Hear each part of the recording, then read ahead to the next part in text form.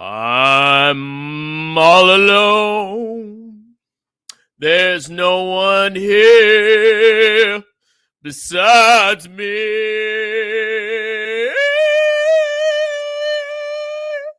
Welcome back to Strongman Personal Finance. Yes, we are live with the REUU RABBLE, except it's a REUU single RABBLE. I don't know if there's a is there a way I can make that singular? Anyway, we're waiting for some people to show up, but I decided to go ahead and start the live stream. Now, the first thing I want to announce, this is very heartbreaking news. There was a hurricane that swept through the United States and did not really affect me. I mean, it rained a little bit, but now it's, if you could see outside, it is beautiful. But my heart and sympathy goes out to people around the United States that were affected by this hurricane. Except if you're a VOO-only investor. I'm just kidding. But Jay Nagy specifically is not going to make it today. That's right. Jay Nagy. I haven't heard from him. I don't know where he is. Is he alive? Jay, hello? Call me, baby. Just kidding. Jay told me that he's got no power. You know, he's getting overrun by hobos and all sorts of stuff. So Jay Nagy, my soggy doggy, is not going to be here today. But, you know, we should have Fabio pop in. And we should have Dan the Toucan pop in. So we're going to have, I guess we're going to be more like reasonable and not clownish in this live stream. Because, you know, they're more tame than me. I'm basically a massive clown that buys VT. So they'll be here shortly. Cole, my butthole, has a job like a loser. So Cole, just look, Cole. You've been on YouTube long enough. You know you don't need to have a job. Okay? You don't need to work. All you got to do is pump the grift. Okay? You had such a stellar channel, Cole, my butthole. And then you abandoned us. You left for degeneracy. So come back, Cole. Pump your grift and quit your job so you don't have to work like a loser. Okay? So this video is going to be, this live stream is going to quit my job. No. But this live stream is going to be more focused on, like I said, we're going to talk to Dan, Fabio. I'm sure we'll talk about what they're doing in the stock market and what I'm doing. Do this now. Oh! Because, you know, I'm boring. You know, like stock market investing is supposed to be exciting. You got to check the market every day. You know, you got to do analysis of the economy. It's so important, okay? And you got to buy a stock, and it's got a vertical line shortly afterwards. And if it doesn't vertical line shortly afterwards, it's a bad investment, okay?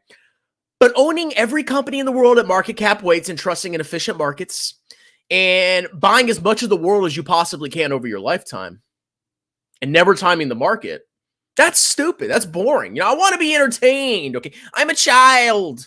I want to see Coco Melon and I want to see vertical lines. And if I don't see vertical lines in Coco Melon, and if I don't see line go up at a very steep angle, I'm not satisfied. No. Okay. That's how most of YouTube is. So let's do some comments. Meet Kevin is 7 days sober again. Oh, I'm going to react to that video. And I'm not going to be too cruel. But basically, like, I've drank a lot in my life. I'm surprised. You know, I look really handsome. I mean, I'm 35 years old. I'm a pretty handsome 35-year-old, okay? But no woman wants me. I'm trash. I'm scum, okay? Just kidding. Goddesses don't want me. But there's one out there that will want me. Average women, beneath me, okay? I want a goddess. I want a queen. But I look pretty, you know, basically what I'm saying is I look really good for 35. Okay.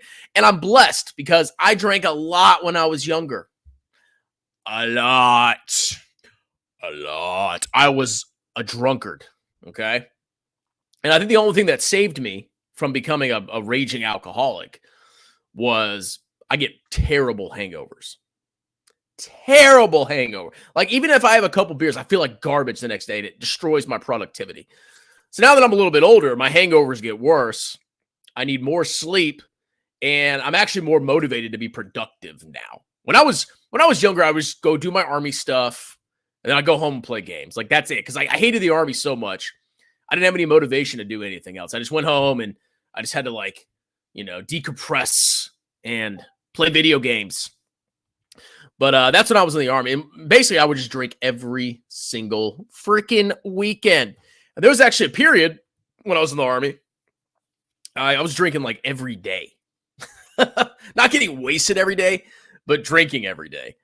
And it's not good. It just ruins you. It's horrible. It's a horrible addiction. Okay. Now, I really don't. I mean, I'll go out and have beers every once in a while, but my drinking just. And there was a period where I didn't drink for like a month and a half, and I felt like hyper productive and hyper amazing. Alcohol is actually freaking evil. Okay, it's not good. So if you want to consume it, you need to be careful because it can ruin you. Look at Kevin; he's a disaster. It's 8:01. Where I know I'm a minute late, but you know what? You're not paying me, bucko. You're not compensating me for my time. Yeah, so send me super chat. Give me money. Where's Jay Nagy? We addressed this. Jay Doggy. Well, I think Jay Nagy is taking a break from drinking. That's right. I think Jay Nagy's taking a break because alcohol is truly evil. It is an evil substance. It will ruin your life. And a big reason I was drinking a lot, the past couple months, my drinking has really gone down massively. Like I barely drink anymore. I'm losing weight. I look better. I mean, I know you probably thought it was impossible for me to look better, but I actually look better, I think, personally. And I feel a lot better, okay? But before that, I was going on like tons of dates. And every time I drink. So I was going on dates, I was drinking, spending money. I would be hungover. Since I was on a date, I wouldn't be able to do anything else. And I just felt like garbage because I was like not doing what I needed to do, which is like, I don't know, build my business. Instead, I was drinking with basically SKANKs. Like, such a waste of my time. And now I'm, now I'm doing a lot better. Okay. That's what the cheeks will do to you guys. They'll ruin your life.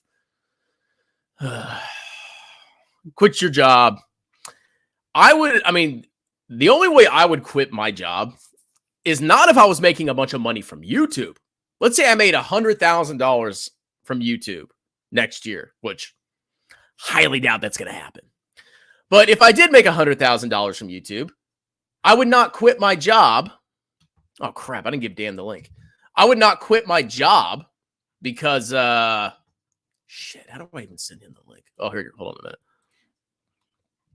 I would not quit my job because YouTube money is ephemeral. However, if I made $100,000 of profit from my business, from like preparing taxes, for example, then yes, I would consider quitting my job because that's a more sustainable business than YouTube. I don't trust YouTube. It's fickle. The audience is fickle. They want vertical lines. I don't preach vertical lines. So if they don't get a vertical line, they get mad, and they leave, and you got to follow trends, and it's stupid. YouTube is stupid. So I will never quit my job solely because of YouTube. But if I was making a bunch of money doing tax prep, then maybe I would quit my job. Okay. But I mean, like my job's fine. I go there. I don't have any issues. I don't have any crappy bosses, which is like a blessing because I've had some terrible bosses in my life. I make decent money. I get a 401k match. I mean, it's the 401k that's offered is fantastic. Like, no, I'm not quitting my job. And I like accounting. I like doing accounting. I mean, sometimes it's boring if there's not a lot going on, but I actually enjoy accounting. I actually like it. No, you don't. Why work when there's yield max? Oh my God. People like, I've learned a lot about human nature. I've lost all faith in humanity. It's over. It's over. Send me the link so I can debate on it. No. If you want to debate me, you send me $100. Okay, I ain't playing this freaking game. I'm not taking my time to debate clowns unless you pay me. You pay me $100, you get an hour of debate.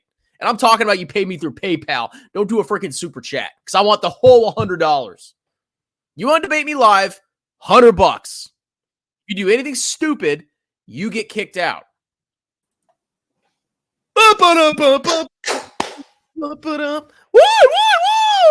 Look who it is. How's it going? Dan the Toucan. Oh, look, Dan, look. What? I made $5. Take some Is that vitamin dollars? B1 and soar to new alcoholism success. Oh, okay. I thought it was some other currency with the yin yang thing. Oh, what's wrong with yin yang currency? I don't know. Imagine if there was a currency that symbol was yin and yang.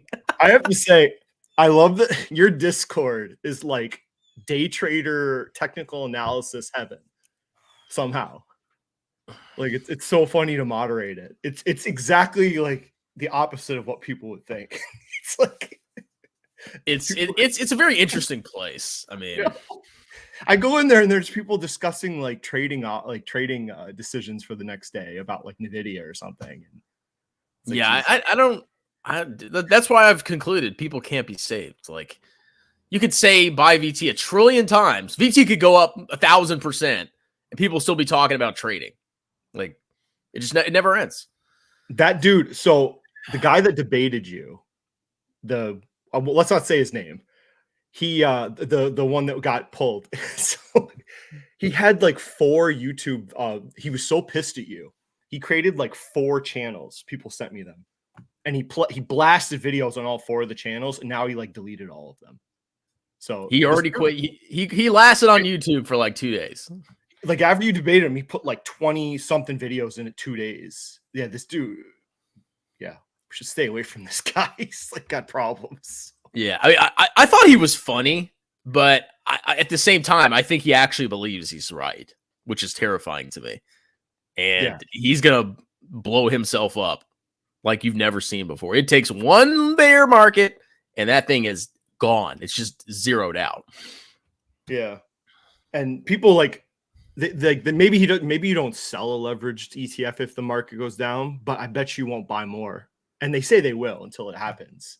But when it goes down and crashes, things are gonna it's gonna be like that friggin' yen carry day, August 5th, and then a lot of people were selling that day. They won't say they are, but JP Morgan came out and said a lot of retail traders were selling that day and panic. Oh yeah, retail's the worst. I mean, like that's why the comments that people leave on my channel, it's just laughable because they're I'll hold and I'm long this and long that and I'll never sell. And it's like, I know you're a bunch of paper-handed bussies that don't really understand why you're buying things, except that they went up a lot and you think they're going to go up more. That's the foundation of like 95% of people's investing philosophy. There is a researched way to do leveraged investing, not like what he was talking about.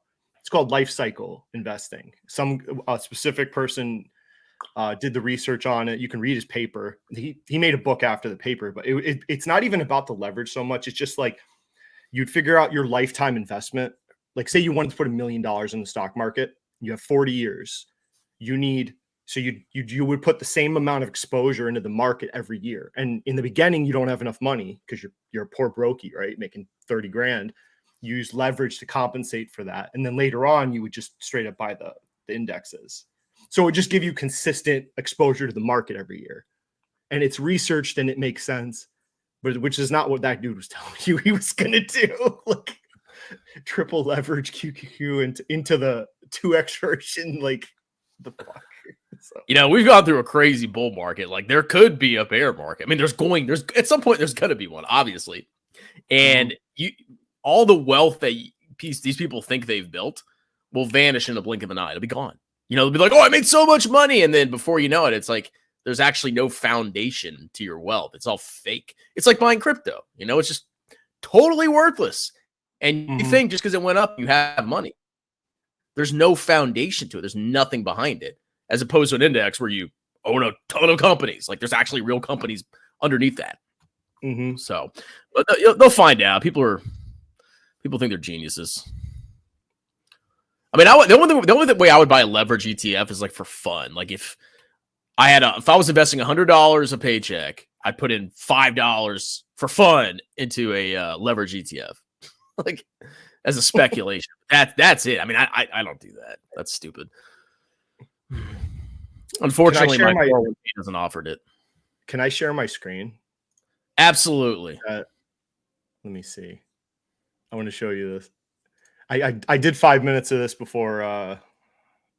Okay, so meet Kevin's new adventure, right? So can you zoom in a little bit? Is that possible? So this is his stock. So talking about just the stock hack investment stuff. So this is the can you zoom in a little bit? Yeah, sorry. So this is the applications, right, of who he wanted to work for him. So this was from a little while ago. So bear in mind, he's hiring minimum wage interns. Okay. This is what this is who you are going to be getting advice from if you use his service. Okay. So nobody gives a shit about all these real professionals. Don't care about all this other stuff. I wonder what goes on in the spa. So here's the filing. This is all public information. Any you can go get it. So here's the broker, the investment advisors that are listed under his organization, right? So we can look. I think somebody else has already showed some of these people. So Sebastian Paroli, I can go down to his experience. So, okay, he was a full-time student that most likely dropped out because he wasn't there 4 years. So he dropped out of college. He was an emergency medical technician. You know, that really helps being an advisor to you. And then he worked for Kevin. Okay. Oh God, this is gold, dude. McKay Joseph. This is the guy you see in the videos, the dude that simped over Kevin. So here's this guy, the goofy blonde kid. All right, let's go on to him.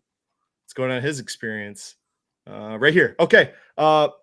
Unemployed, volunteer, unemployed. He was an insurance agent. Again, that does not translate to this work. Some sort of weird college program. I don't know what the hell this is, marketing. And then he worked for Kevin.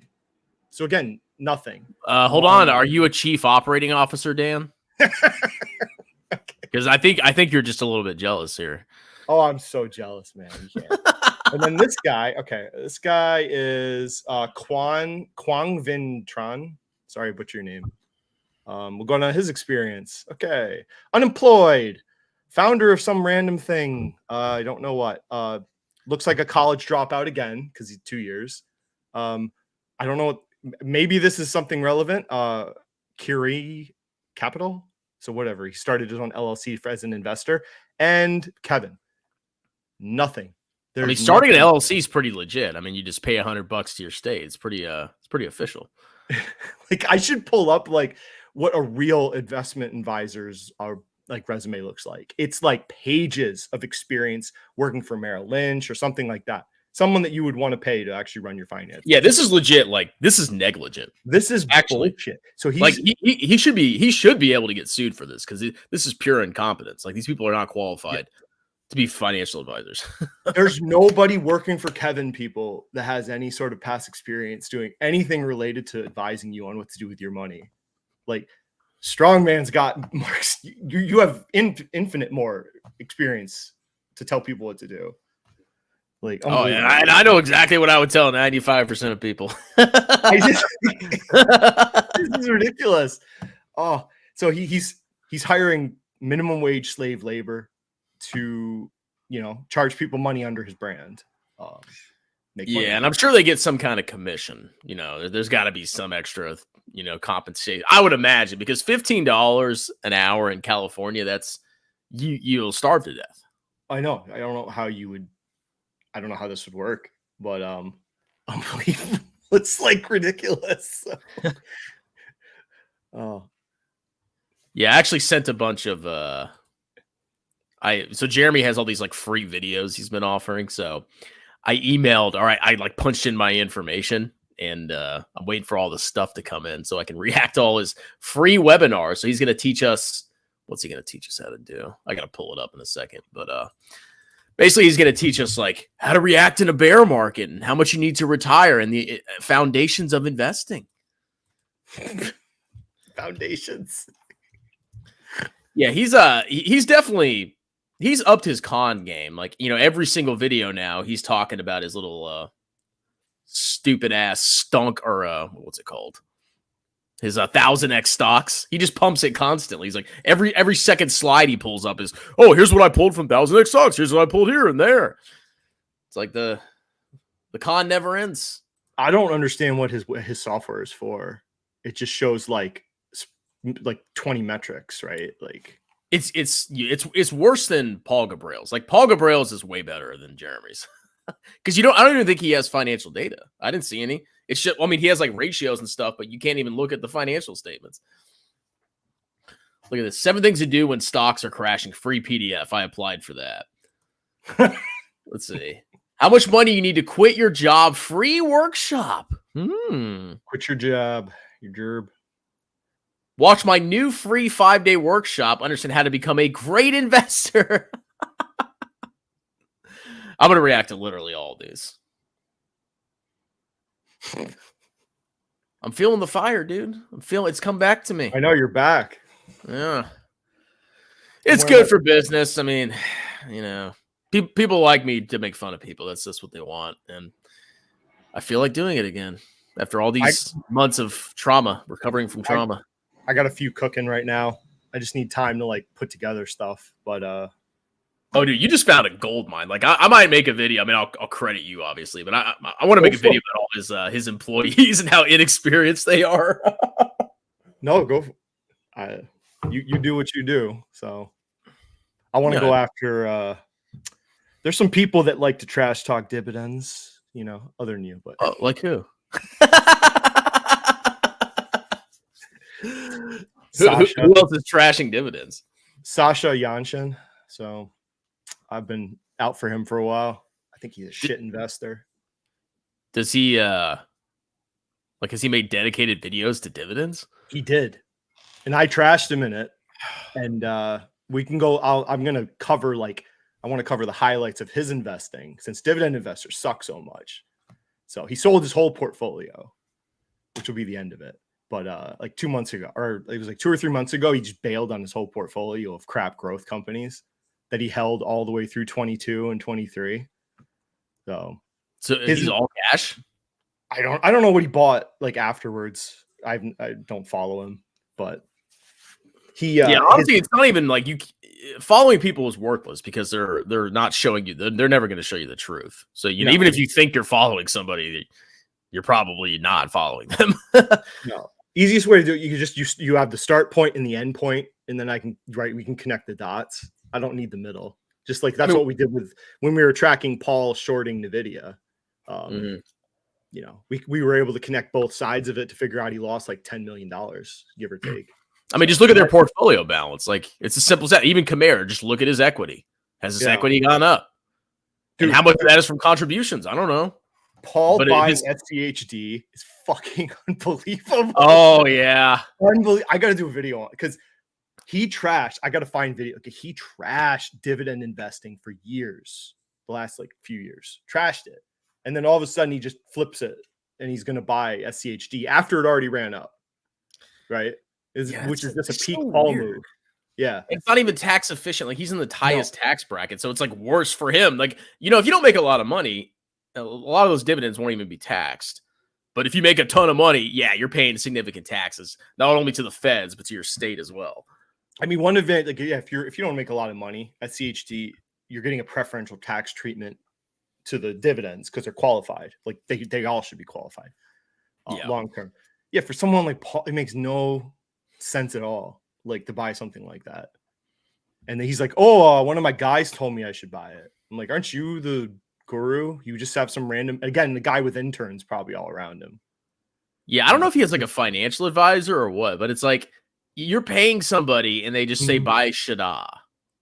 Like that's how is that really worth paying somebody? That's not. Why wouldn't you just buy Shada? Why wouldn't you just buy T-bills like Buffett?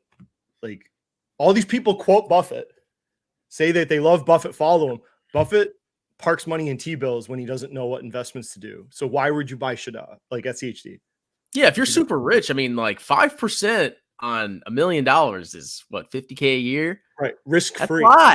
That's amazing. After what were those things going for? Like 1% 2 years ago? Yeah, I mean, it's gonna start dropping again, obviously, but I mean, if you're rich, simple stuff works. T-bills, S&P 500, whatever index you want. That's all you got to do. You don't got to make it more complicated. Oh, this is interesting. How does Dong feel seeing VT at 120 again? All right, at 120. Honestly, like I always get like this fear. Whenever I see the market go up, I'm like, oh, it's not going to freaking last. So that's how I always think about that like that. But at the end of the day, I think the market will continue to go up in the long run. But I don't get excited like, oh, VT hit this milestone. VT hit that milestone. The way I see it is like my working life is to accumulate as many shares of VT as I possibly can. And what I have is what I have. And that's what I have to live off. And that's it. You know, I mean, the price doesn't necessarily matter at any one point in time. It's how much you have at the end. That's all that matters. I remember you bought VT. This must be 2 years ago. You bought it at like 100, and then it crashed. I think it was 2022. I think you bought it January. It was like 100, and then it went down like to 80 something after what happened. Oh no, I bought it at the top. I bought it at like 109. So, I think I maxed my Roth, and it was like 108, 109. I think. Oh, okay, yeah. You maxed your Roth right at the beginning of the year. The whole thing dropped, and but you held the faith, and now look, right, 120. Like, so it didn't matter in the long run, unless you panic a little bit. That's how I think. It's like people are so stupid. Like, oh, it went down. Who cares? Like, nobody thinks long term. I think everybody's like this like monkey that's just focused on lines going up or down. It's like, put money in it, go do something else. That's literally all you got to do. It's not freaking hard. I don't know why it's so. Yeah. I'm lucky I started with indexing because I probably would have blown myself up had I been like 23 or something in the Army trying to buy stocks. I would have got annihilated.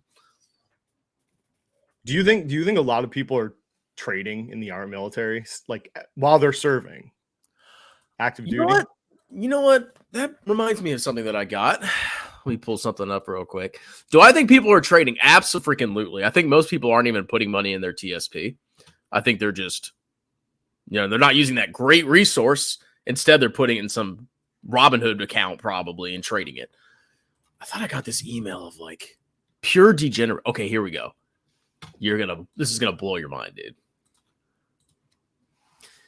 Can y'all see this? Yeah. Tips ready to go. And in case you missed our earlier email, so this is some kind of bunch of clowns basically that send notifications about how to move your TSP around. Oh my God. So they're timing they send you notifications for how to time the market in the TSP. It's freaking crazy.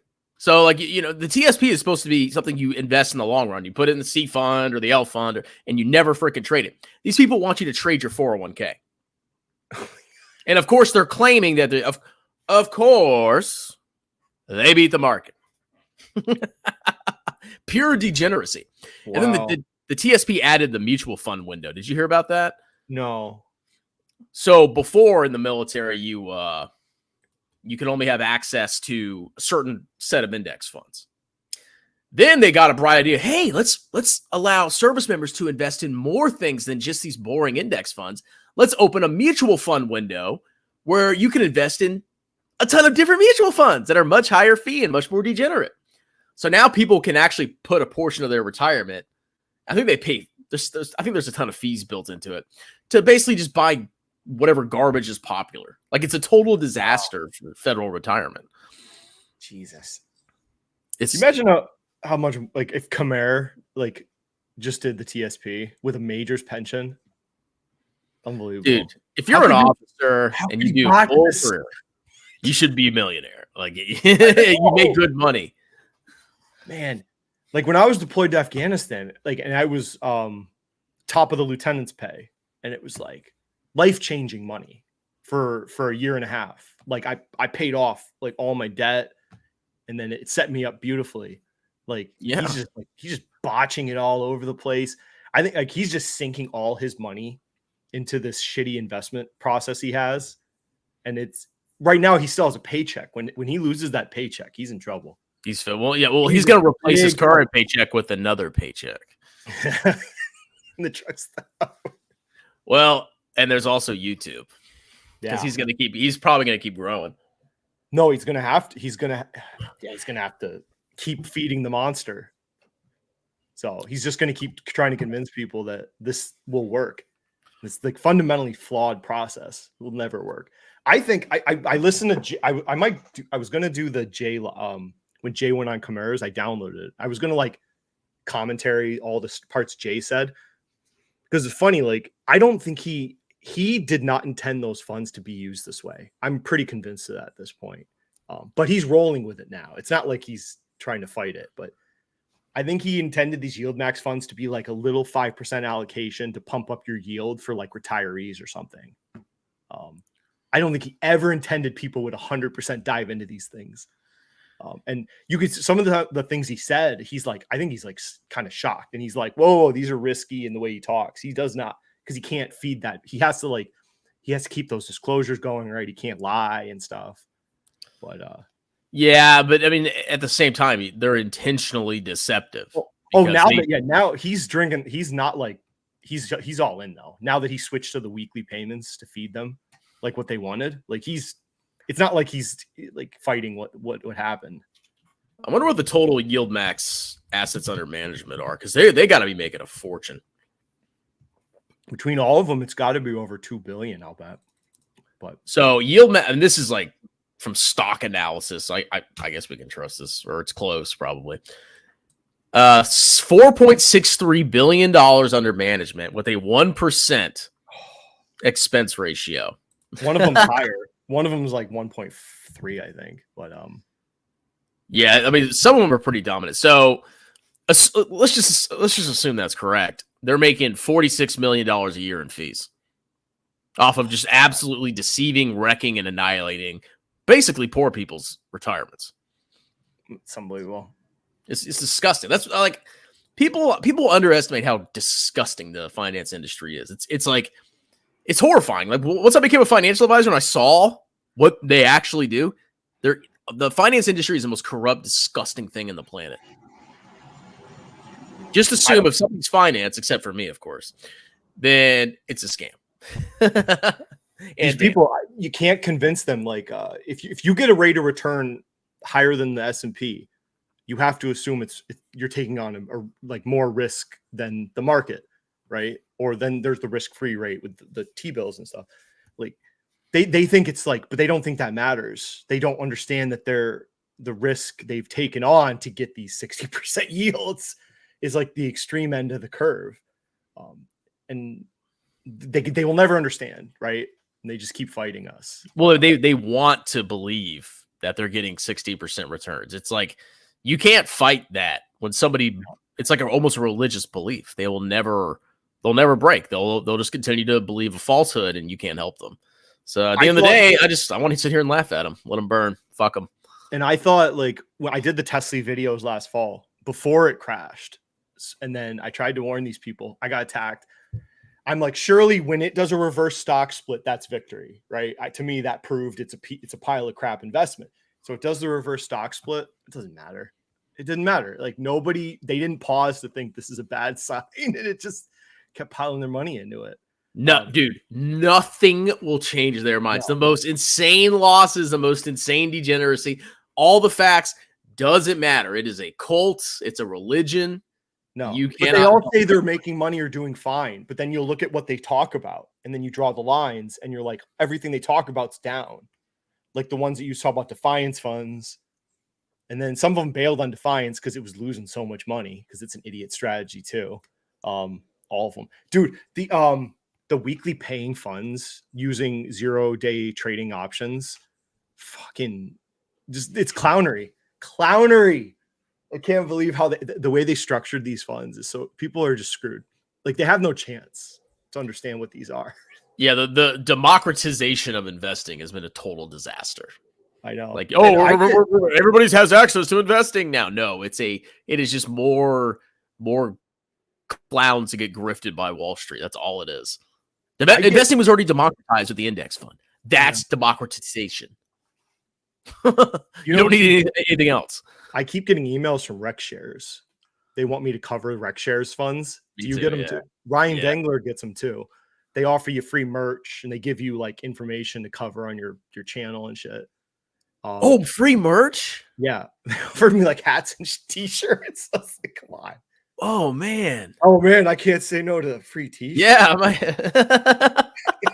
maybe I'll have them on. Maybe I'll shield the Rec Shares now. Dude, they go on 200 sub channels. You could get any of these people. They would jump at the opportunity to come on your channel. Dude, if I was evil, I could make way more money than I'm making off of YouTube. Yeah. Trust me. Yeah. You just keep bringing on these high yield CEOs, and they all go on any channel that invites them constantly, just rotating. You could just, and you'll get 5,000 views every time. Yeah. And there's also, there's like some of the big penny stocks will get pumped by bigger clowns, obviously. But there are a bunch of really small companies that they won't mind giving you 1,000 or 2,000 to talk about their stock because they're so desperate to pump the stock price, probably so they can dump it on people. But yeah, there's so many ways to make just evil grift bucks on YouTube. What do you that ticker symbol U guy with the poet? It's freaking hilarious. I'm just gonna watch it and see how it dumps after, but 100%. I mean, it doesn't have revenue. I like you look at it, you're just like, yeah, like nothing. It's like it's like and ticker symbol U's like the stock has already gone up 233%, which the retail dope's gonna be like, that means it's a good stock. When in reality, it went up because he pumped it in the past. It's like, come on, people. How can you be this stupid? First warning sign, it's in Canada. It's on the TSX. Yeah, what's up with the Canadians? Yeah. Remember. Aren't you half Canadian, boy? I am. Look at this monster. Oh, let's pull him up. Oh, crap. I'm a clown. I made you small. Whatever. I was going to shame you for being Canadian, but I failed. All right. Remember SPF and FTX? Yeah. Look how much that mattered now. Apparently, most people were made whole, actually made more money after the bankruptcy because Bitcoin's gone up. So, yeah. Which is funny. He's in prison. All the people that he harmed actually came out all right. So they should let him go. If he had been able to hold on for like 6 more months before the whole thing crumbled, he could have kept it going, actually. But wow, this guy's talking about something other than Jeremy's 2021 So once I started talking about Jeremy again, I noticed a swarm of these mysterious accounts with no subscribers start to post on my channel again. And it's like, it's either one of Jeremy's little, clowns that works for him, or it's Jeremy himself. Stocky brother. Yeah, that's right. All I talk about is Jeremy. That's right. 2,000 plus videos. Russia bot. I wonder what happened to Fabio. I wonder if he's dead or something. Yeah, where was he before? I mean, we're supposed to have like Jay and Fabio. I mean, they're in Florida, so they have an excuse. But his power was out yesterday, I think. Yeah, I mean, Jay literally told me his power's out. So is Jay all right in Tampa? Yeah, he's alive. I mean, he didn't say he's like injured or something, but it's been crazy out there. Oh.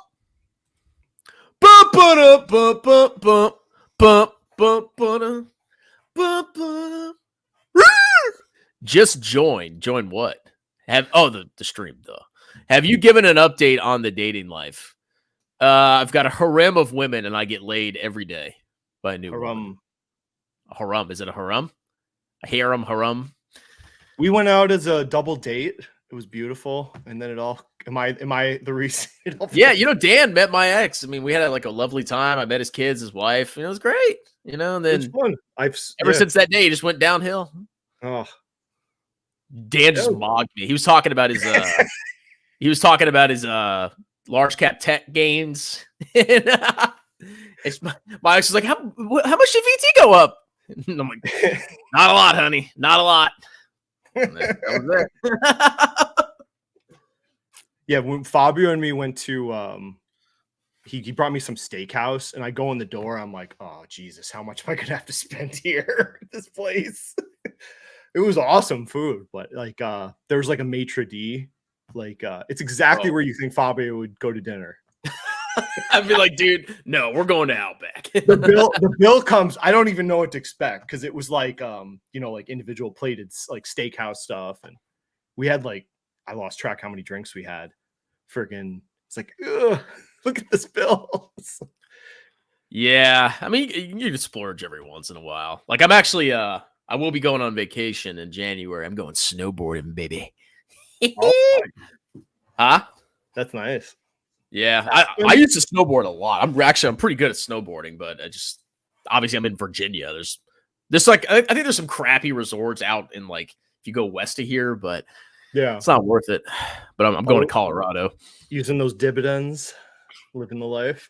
Yeah. I mean, so at the end of the year, my that target retirement fund that I wish I didn't have in my taxable Vanguard, they do their capital gains distribution at the end of every year, and it's usually a big one.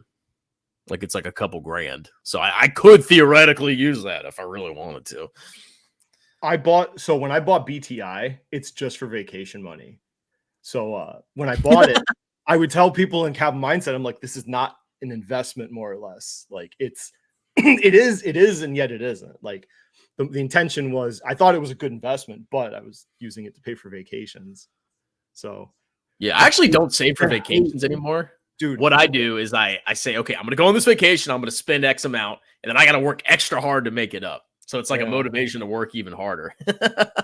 The hate we got for buying it, like it was like $29. Everyone fucking hated it, thought we were stupid. Cigarettes are dead. Now there's people buying it now when it's $10 more expensive. I mean, where were you when we were buying it? But now you're, yeah. Well, no, actually, they have a viable product now. It's their freaking alternatives. Yeah. Dude, I think that's a viable product finally they have beyond the vaping. So I remember when those came out because I used to go when I was dipping a lot. I used to go and they would give me a free pouch can. Free can. Like I'd buy dip and they'd give me a free can on top of that.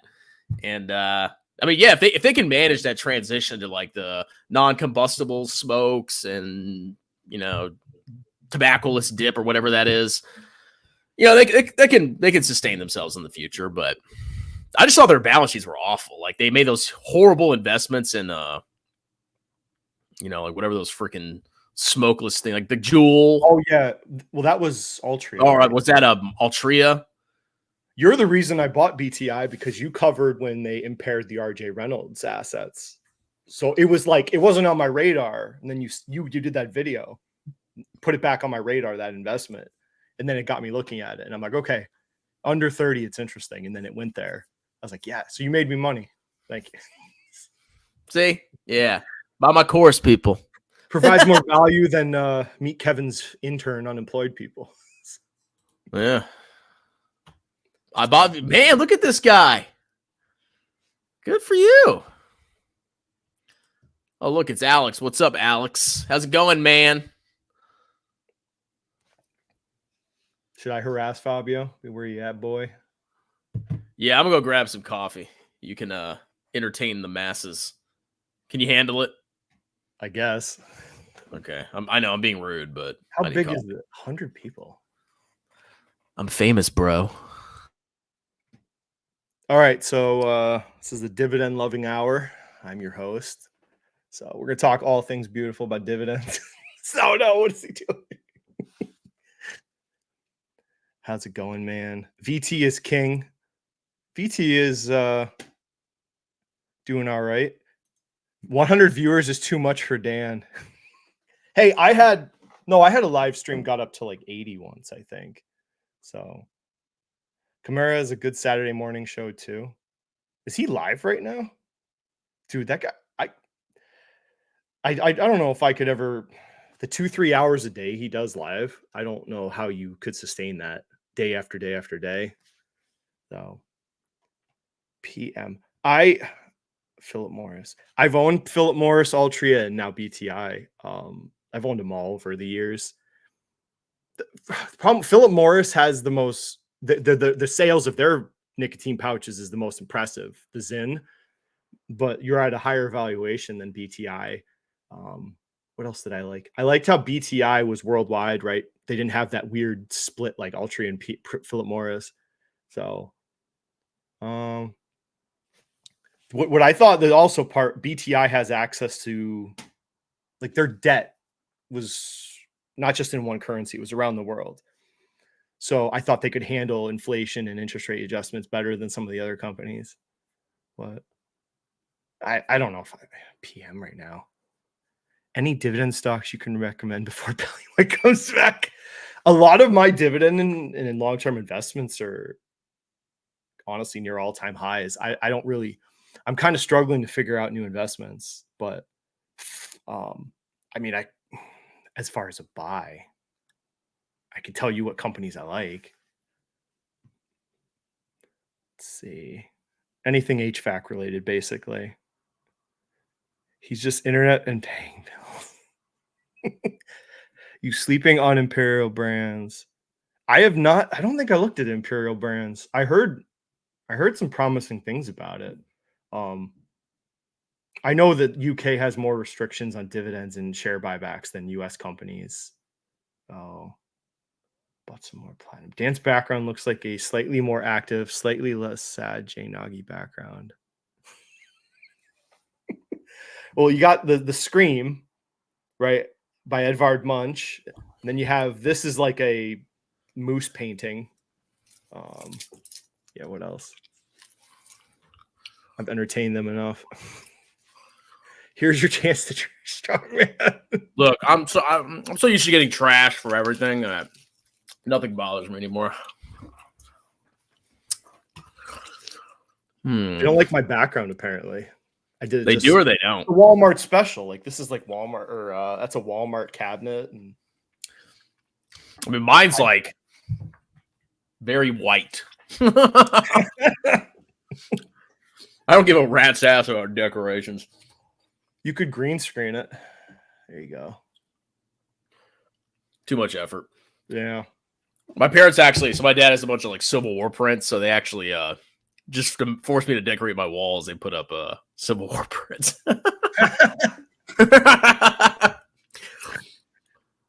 I wanted to get there was a painting someone did online of one of the Lord of the Rings scenes, Gandalf fighting the Balrog.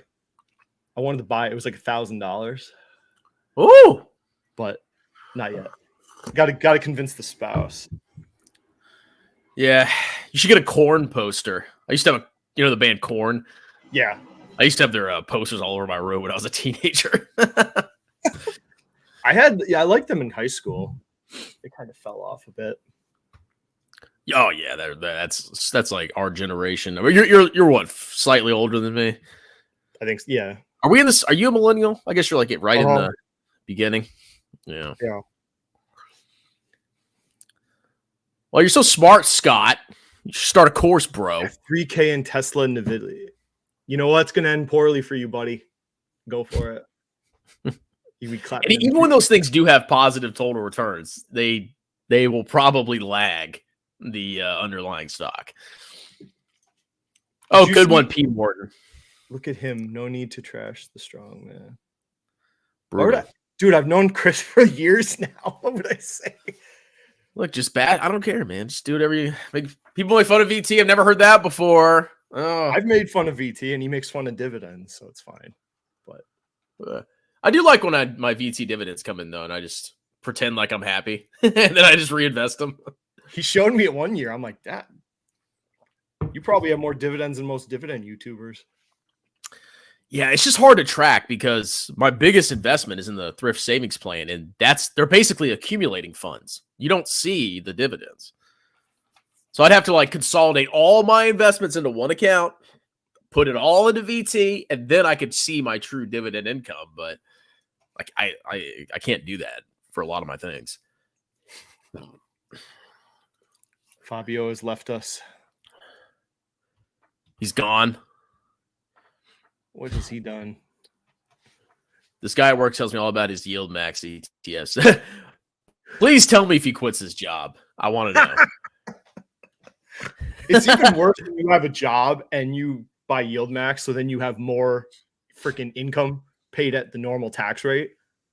But then know they're not. You know damn well they're not withholding like 30% for taxes when they get their yield max. They're not. They all say they're ready for taxes. I'm like, I think they just don't pay. They either don't pay or they don't file. But yeah, or they don't even understand what's going on with their tax forms. I mean, a lot of them don't make a lot of money in real life, so they don't really pay a lot of taxes anyway. So even maybe just a smaller refund to them, it doesn't mean anything. Like, oh, I see, it's not bad. Strongman with multiple accounts hiding his lot. Yeah, I transfer between my TSP. if I have a bad C fund buy in one, I just transfer it to the other so people can't see how much I've lost in the TSP. What about a VT Yield Max ETF? Now, VT is not popular. Like, they're not gonna. They only launch ETFs on popular names. It's obviously so they can sucker in. Oh, it's Tesla and it has dividend. Oh my god! That's how they bring them in. Actually, Strongman convinced me to buy. It's up about 28%. See, but you know what's going to happen, people? If we go through a bear market, VT's going to go down. And everyone's like, why'd you say to buy VT? You're so stupid. And then we'll have a bull market again, and then it'll go up. No, you're such a genius, Strongman. It's just, it's like the unending cycle of clownery. What are you going to do with your China investment? You going to sell it? No, I'm all in, dude. I'm Really? going. I'm all in. I'm committed for life. So you think the economic bazooka will be sustainable? Whatever they call the China Act. I don't know. I mean, nobody freaking knows. But it's such a small investment anyway. If it goes down to zero, okay, I'm a moron. If it goes up 3x, then I'm a genius. So, I mean, but people already think I'm a moron anyways for buying China. So, like, I have nothing to lose. Like, I have everything to gain just from holding on to it. What are you up like 30-40% on that, right? No, well, no, on the paper, I am, because you can buy and sell between ETFs and reset your cost basis. So I'm still down overall, but if you look at the numbers, I'm up like 32%. So if China goes like, even if it doubles, I'm going to look like I made an astronomical amount of money. You know, that's the grift. Well, see, you can compare that to how Paul lied about his BABA, where he's saying he's up. At least you're honest about it. But yeah, you got to be honest. I mean, like, honesty doesn't pay, but I mean, most people, I'd be a huge hypocrite if I said, oh, look at these clowns resetting their cost basis. And then I do the same thing. Oh, I'm going to show this real quick. I put this in a video because I was waiting for a good example. So this is because these people never believe us when we talk about covered call strategies just being trash, right? So here's like the example I was waiting for. So you got Clip, which is a covered call overlay on a Chinese, portfolio. It's the same company, so this is a good comparison. And then this is Crane Shares, just China ETF basket, right? Look at the difference in performance in the last 5 days. Is this total return? It's just price movement. I can change it to. I don't think it'll change it, but look at the difference. Yeah. Look at that. Yeah, people will never like. You have to show them this stuff because they don't understand when you tell them this is what's going to happen. But like, it literally right here, you were robbed of return because you had this covered call strategy on top of your China investment. So yeah, it's a highly speculative investment. I mean, the point of it is, yes, you're buying it because you think, the fear is over exaggerated and there can be rapid movements, which we just saw right here. And you're limiting your growth, your speculation by capping your upside. It's stupid. The whole reason you buy China is you expect at some point something like what happened right that day, that 10% swing up or whatever, 20%, like an economic bazooka. That's why you buy stuff like China, and then you limit your upside.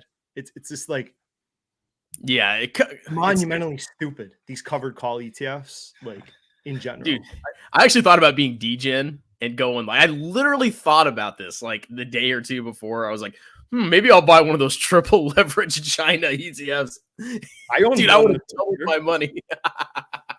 Remember when Everbank happened in February? I bought a 3x direction China ETF, and it doubled in like 3 months. So yeah, it's highly speculative. Oh, yeah, but that was just it was a sentiment. Just I didn't think the sentiment from the West could get any worse at that time. But. Yeah, I remember the low point. It was bad. I was like, this is. I understand now why investing for the long run really can be. It's super difficult because just the amount of fear and all the negative attention and, especially if you're an influencer, the pressure you get. Yeah. Like, oh my God, you're such a dumbass. That's why, like, even if China ever, doubles from here or I make a decent amount of money, I'm selling it at some point. I'm getting out of it. And if I ever buy something speculative in the future, I'm never disclosing it again because you're only judged based on short-term movements. That's all that matters. And, in the long run, like here's what's going to happen. If China does go through a crazy bull market, all the grifters are suddenly going to be in China and they're going to have the lowest cost basis. Guaranteed. Yeah. So you get bashed because you DCA'd into it. You're an idiot. But the grifters, they just wait till it starts going up. They buy it, and now they're geniuses. So, yeah, it's a saga that will end eventually. But, I mean, I'll probably hold it for a while because, like I said, there's really nothing more I can lose.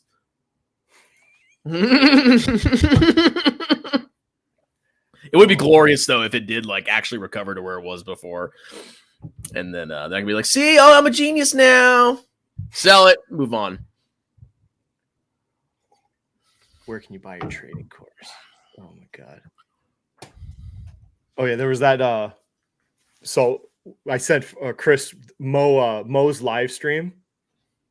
So we have Trader Mo from Everything Money does his private live stream. So I sent Chris the one this week. He doesn't actually trade during the paid live streams that people watch. He just draws lines and talks about it. Oh, is he back? Yeah, I'm trying to find him. Here he is. All right, I think that's him. Hopefully it's not a scam account. There's so many scam accounts that pop up on Discord. You don't freaking know half the time.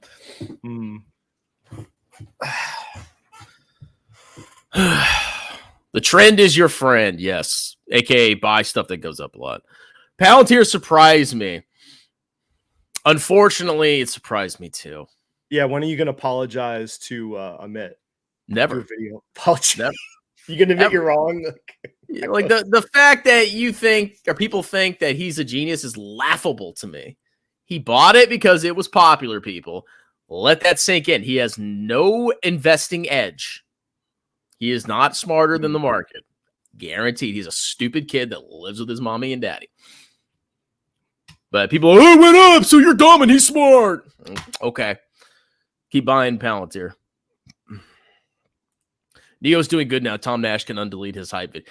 Yeah, he does have I remember him pumping a bunch of garbage. And then he just freaking deleted it. So just delete the videos, bro. Although I am enjoying Tom Nash bashing the crap out of Sasha Yanshin for selling Palantir at like $8. So if you go to Tom, swipes at Sasha. Oh, I love it. I love it. Yeah, that's one thing we can agree on. Like, I can't wait to bash Sasha. I'm getting the evidence, but yeah, Tom does not like him at all. So I think something happened that I'm not. But yeah, it's more than just Palantir. Like some kind of drama happened between them. Maybe because I think Sasha started criticizing Tom or something. Oh. And then Tom got back at him. I don't freaking know. But anybody buying... I mean, Neo was always garbage, dude. Like, it never made money. And now I think their revenue is collapsing. Well, I don't know why people ever bought Neo. When they presented remember the battery swap technology? That was their big thing. And I watched the demo of it. I'm like, I'm a logistics person before I was an accountant. I'm like, there's no way this works, like, logistically. Who's going to carry the liability and the warranties and the upkeep of the batteries? So they would have had to have a huge inventory of batteries on their balance sheet, right? To do battery swapping for a service agreement. Like that model, I'm like, there's no possible way this could work in America. But then people just didn't. It's so they odd. Just discounted getting a new battery every time you want to. Yeah, you get a new battery every day. You go into like a gas, like a Valvoline, and then like a battery comes up from the floor and pops in your car, right? Instead of charging it, you just pop a new battery in. So you buy the car as a shell, right? You buy the car without a battery, but you get a service. You pay like whatever per month for this battery swapping. I'm like, so the company carries the liability, the most expensive part of the car, the freaking EV battery. It was unbelievably stupid. Yeah, that company was always a shit show. Lufufu was going to get rich from PayPal. And now now PayPal went up a little bit. So now he's a genius. Like, I'm so sick of this. This is why I will never, ever, ever buy or sell any stocks publicly again, ever. I mean, there's stuff I can't talk about because it's too small. And I don't know if there's not like a hard line, but like, you really don't want to talk about stuff under like $1 billion market cap. Like, you can literally see the contracts that are written on it. When people buy, you might talk about it, and all of a sudden you see all these contracts pop up on the stock, like open interest. Oh, really? Oh yeah, it's happened a few times. Talking about something, we're like, who did that? Like 500 contracts just pop up on something. That's pretty degen. 500 contracts. Best ethical vegan stock to buy in 2024. Well, Tattooed Chef is still out there, isn't it? Mm-hmm. I tried to buy when it went to zero. I tried to buy all the shares through Schwab. I called Schwab and I'm like, it's because it was zero, and I'm like, I'll take them all. They're like, what are you talking about? So they just said no, like you couldn't buy. They said we can't. Yeah, they can't do that because whatever bullshit. But I'm like, it's worthless. Just give me all the shares. I want them. That's hilarious. PayPal is Paul's favorite too.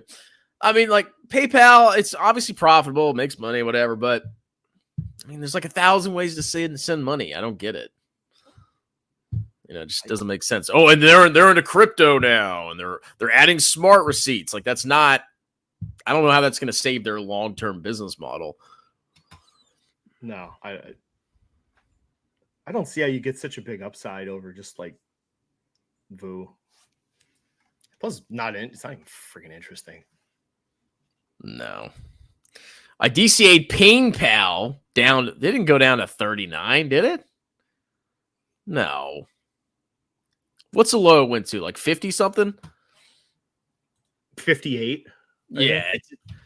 Oh, did you see Jeremy's cost basis? Yeah, I sent you. You got the proof. Are you going to do that at some point? Yeah. So it's a huge project, but what I can do is I'm building the spreadsheet. It's going to take a while, but I can track his cost basis over time in all of his stocks. Whenever he pulls up a snapshot, I calculate the cost basis.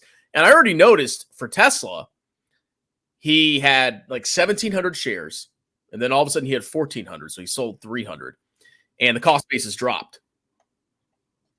So he's selling the shares. Every time he sells shares, he sells it with the highest cost basis, and that's how he makes money, or shows he makes money. Oh, hold on. We got to do a Jeremy intro. Hold on a minute.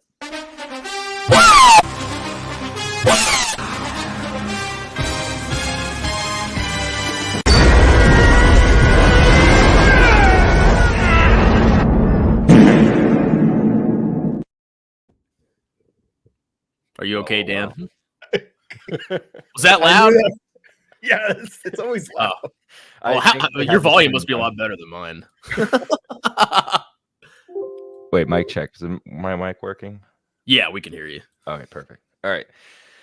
So, my goodness, it's been a while. Look at this Giga Chad right here.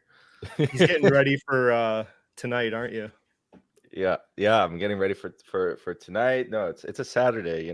We just survived the apocalypse. Are you going out in your yacht tonight to survey the damage? Survey the damage. Is everything good though? Your family and everyone? Oh yeah. Well, Miami probably didn't have a big right. Miami would have been fine. The other side, nothing. So the guy to the left needs to wear a bra. He's talking about you, Strongman. That's a compliment. Man, these jokes. They're all the same. I'm fat and I'm bald. It's obvious. Yeah, I'm bald. I'm so bald, bro. So you guys were talking. Do you know Tom Nash blocked me on Twitter?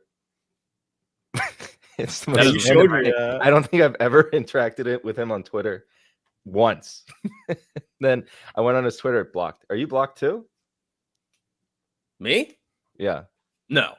Oh, I take that as a personal attack. Grifters love me, man. Like, I don't know. Yeah. Some of them do, except for Jeremy. Oh, hold on. Boop, boop, boop, boop, boop, boop, boop. What is this, like a RuneScape coin? Boop, boop, boop, boop. Yeah. I spent 10 years honing my skills in system design, had a breakthrough idea, and patented a banking cybersecurity solution in the U.S. It's a unique way to invest in yourself and shape your future. Interesting. Thank you. Is this an ad? I think he's just making a point that investing in yourself or making a business is probably going to be the best ROI. No, it's buying TQQ, loser. That did you see the triple leveraged VT? So it shows you that it has to be a certain level of volatility over a period of time. That would have been really great to bring up, like, because if you do that to just anything, it's like it's problematic. So it's like survivorship bias that TQQQ did that well, because it has to be a certain level of volatility in a certain direction. Yeah, because like the downsides, they're brutal, man. You drop 3% in the underlying index, that's going to drop 9%. You know, it's a couple of those days and you're down massively, and it takes a hard fight to go back uphill. Exactly. Yeah. There's a bunch of nuance. He's a younger guy, so I guess it's like, you know, he's figured it out. He'll figure it out that he hasn't figured it out. He'll be buying VT when he's like 45. You can see it's like individual stocks blew up, TQQQ blow up, then he's going to do SPY, and then if SPY ever underperforms, then he's going to switch to international. That's basically the track that he's going to be on. So did you guys discuss? I saw the Cash Flow Kings where they invited you on, and you said that you found out that certain man is a manlet, like a turbo manlet. I love the description, turbo manlet. It's pretty funny. It was Khmer. We're talking about Khmer, right? Yeah. So like turbo. I cannot see it. Him on YouTube. I just like think of like this little guy walking around. he gets mad at you, and it's just like I'm mad at you. Yeah. It's like a child trying to attack you. It's like, go away. What is it? Little man syndrome, right? They have to overcompensate. Hey, at least he has his income. Oh wait, income. Well, now he's gonna go to Yeah, he's over at Robinhood now. I just saw it yesterday, and he's still using leverage. He didn't stop. So he doesn't understand what happened to his Robinhood account when he transferred. So he went on live stream to ask people what's going on, like why the number. Why the margin was at the bottom, but it said a different number at the top. And he's asking people for help. I mean, shouldn't you figure this out before you transfer over to Robinhood? No. He is literally the embodiment of F it, we ball. Yeah. That's What personal stocks are you buying in your Robinhood that you are not disclosing to your audience? Well, I bought some puts. So I'm just yeah. You know, we're all in that together. Yeah. So I mean, you make sure you tell Kid Freshie, okay? Because he's got to know that I put a couple $100 into some puts. So September 30th is a potential catalyst on Monday. Oh, that's what you were talking about. I was like, what does that mean? What's September 30th? Yeah, I'm just trusting in somebody to make me a ton of money, and if I lose money, then I'm probably going to sue them. Your $400 might go to the gutter. But hey, you're either gonna live to see another day with riches. Well, riches, $400 maybe it turned into, I don't know, like 1,000. But Andrew, you know as well. Look, I was bored one day and I texted this guy and I was like, "Hey man, I'm bored. I want to do something." And he just gave me a bunch of tickers and I just blindly bought them. So we're gonna see what you happens. You did all of them? A couple of them, yeah. One was like $100, another was like BS money. See Andrews now. Yes, he did. Look, I did my own. Actually, I sold calls. No, I'm just kidding. See you guys. I'm a traitor to everything I stand for. So just somebody expose me, please. Yeah, Monday is going to be a fun day. There's a certain company that is like put up or shut up on Monday. That's one we're talking about. Yeah. Oh, okay. Yeah, that's one. Yes. Okay, so he's aware of it kind of now. Okay. Yeah. It's on his radar. So it's basically when I haven't checked because like the stock has gone up a lot and my put has been wrecked. So I'm just kind of like not really watching it. I'm just waiting to see what happens because it doesn't expire until January 2025 or something like that. So okay, I got some time. I can't wait. Monday will be fun, but yeah. Oh my! See, people, this is. Oh yeah, you can't help people, man. Andrew is like, do not do that. Why would you do this? That's why, like, I'm never talking about like if I buy something, no matter how small, if I put $1 into something, except for Tesla, I'm not telling anybody because they will just follow you or they'll do something even more degenerate. Happens every time. It's happened before where I put like 0.6% in a stock, and then it was like a watcher, right? And then someone went in and like put 10% of their whole portfolio into that stock. Yeah, it's crazy. Then they get mad at you. It's like, I think I put a couple $100 into Kiwi, like some Russian PayPal, basically, and people are losing their minds because obviously they're not trading anymore. They see, well, Jeremy bought Tattooed Chef, but you bought Kiwi, you idiot. I'm like, dude, I put like it's like 0.01% of my. I fight for the people. It was the same. It's a. You're trying to make it sound like a false equivalency. It is not. It's the same. $1 million. Yes. $100. Right. The same. I'm deleting everything. I'm done. Oh, and your recent video was on the subject of Mr. Jeremy. It was hilarious because I think he's trying to turn the narrative, but you have all the footage of him saying how much money he lost. So I always found it really funny when he would show his $2.4 million portfolio, right? And it's like his whole portfolio isn't even the value of what he lost. I lost not one, not two, but $3 million. But I got $2 million. See, of which like half is basis. So yeah, that's wow. To just think about that. The con is incredible. Like I give him props for his con. He's a very talented con artist. Oh yeah, no, he's good. He's good at changing the narrative for his own audience. I guess there's a lot of people who see through it, but he's like those people, who send you the scam emails. Like he needs to go after the people who won't pay attention to certain details. Like that's his whole thing. So you know how they do like misspellings on purpose? Maybe that's what he's doing. He misspelled intelligence. Like it has to be a troll. When he misspells on his board, he's doing the same thing as the scammers from like, wherever country. And then he's trying to like his audience is the same. He's competing with Nigerian scammers. That's his competition. Like it's crazy. I can't believe it, man. We've always thought it was on purpose. No, he's actually really he might be cleverer than we think.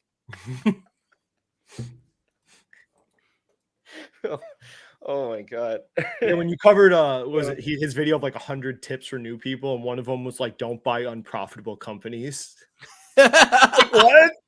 Of all the people to say that. Such a con, and most of his tips were there were so many contradictions. I mean, it slips my mind what they were, but like there's so many contradictions, and just like he said something, and then the next bullet completely contradicts what he said before. It's like, come on, man. Yeah. I mean, right now, like he's like you said, he's kind of shuffled into a shell, and he's gone basically somewhat closeted indexed. And have you noticed? Sorry, go ahead. No. His newest stock, you were gonna say? Yeah, it's Google. Like he's literally going slowly but surely. He's going all in Mag 7. He's already got 4 of them, I believe.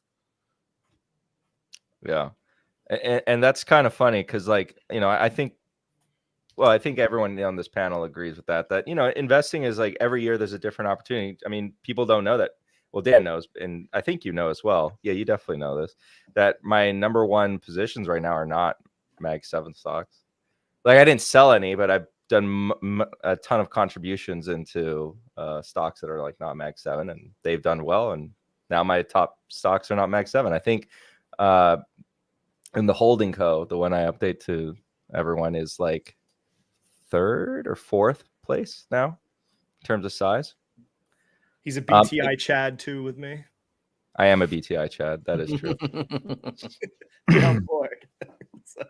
So yeah, it's all the people who are hating, you know, some of these tech stocks are now like they can do no wrong, and subsequently, yeah. I've always been a tech hater, and not because they're bad, it's because people just buy them because they went up a lot.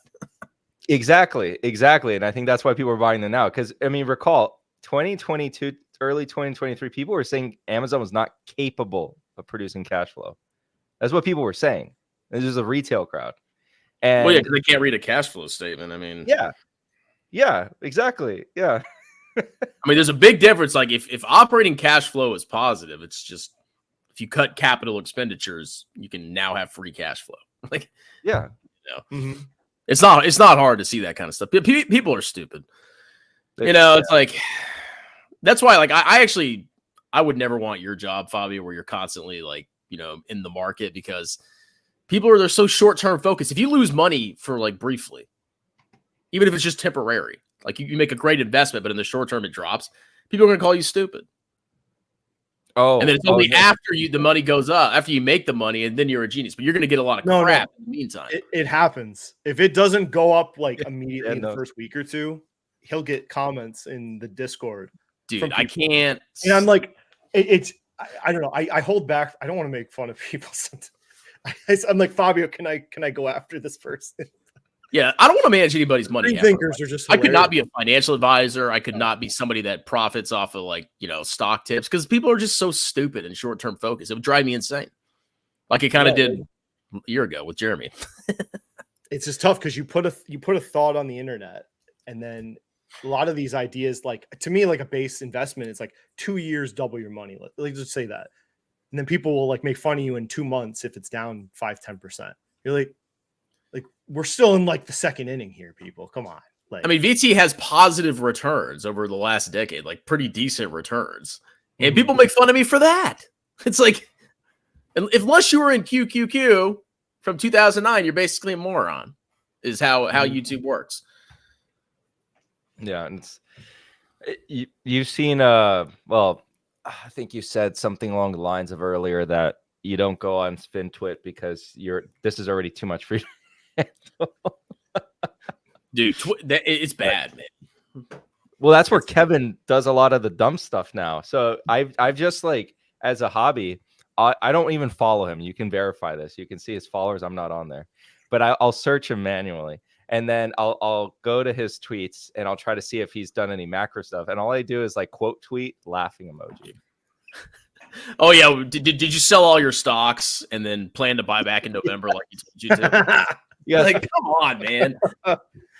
And this is he failed so spectacularly doing that 21-22 that we all saw. Like at the end of 21 when he did it, remember he bailed out of all his shit. Well, I still get comments occasionally, and they're like, he made the right decision. I'm like, you could have just held and the market is up. Like, you don't have to sell and generate all those gains, those capital gains. Just wait, be patient. You have to get everything perfect if you tried to do what he did. And he got half of it right. And the other half he spectacularly failed at. So just buy the bottom, bro. It's not hard. You know what I'll say is that what you said just now about taxes, that's so true. In some ways, Uncle Sam is like the biggest motivator of buy and hold. Because Dan knows I struggle with this when I'm like trying to, you know, figure out, okay, where can I raise some capital? And then it's always like I have Uncle Sam over my shoulder saying, you sell that. I'm going to go they'll get you. They'll get you. That's why I'm such a shill of tax advantage accounts, because you're like, oh, you can't access it till you're 60. I'm like, do you realize that if you let a capital gain go for 30 years, how much tax you're going to pay when you finally sell that? What? And they don't even know what the tax rates are going to be in the future. The tax rates on capital gains could be higher. So they're going to buy something in a taxable account, let it go up 500%, and then a huge chunk of that's going to go straight to the government. It's like, no, put it in the IRA and the 401k first. I don't want to pay for Kemmer's welfare. Like, God. I look Camero's at that, gonna I'm be like, fine, it's trust me. losing net destiny. There's like some people who have bad circumstance in life, and I'll be like, okay, you know, I can hear that argument, but like then it's like I look at people like Cameron, I'm like, I don't want to pay for that guy's welfare. He's gonna flee. No, dude, he's not gonna pay taxes, and eventually he's just gonna flee the country. It's coming. He's gonna go. I hope that happens. He's gonna go to Southeast Asia because he's gonna be fleeing the IRS, and that's all. He needs to live on his pension, I guess, if he can survive. But well, I mean, there's got to be a way they could reduce his retirement, like garnish his military retirement. I know they can't garnish him for commercial debts like credit cards. I don't know if he can be garnished for. I think he can be garnished for not paying taxes, though. Yeah.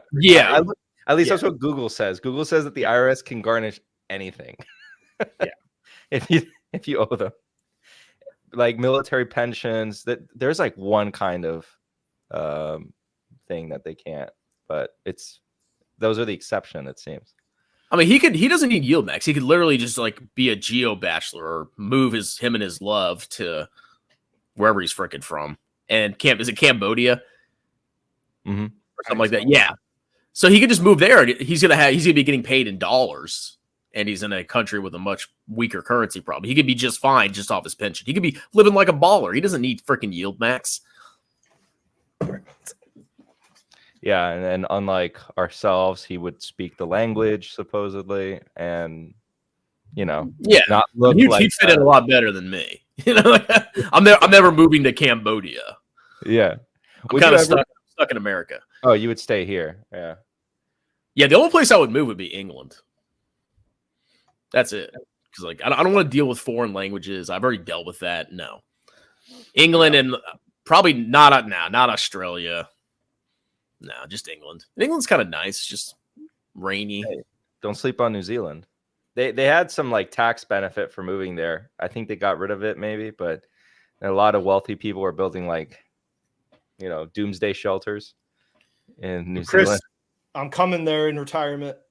I'm gonna do it. Virginia Beach. Oh, he's repping the Virginia Beach. No, I'm gonna be between Virginia Beach and Savannah.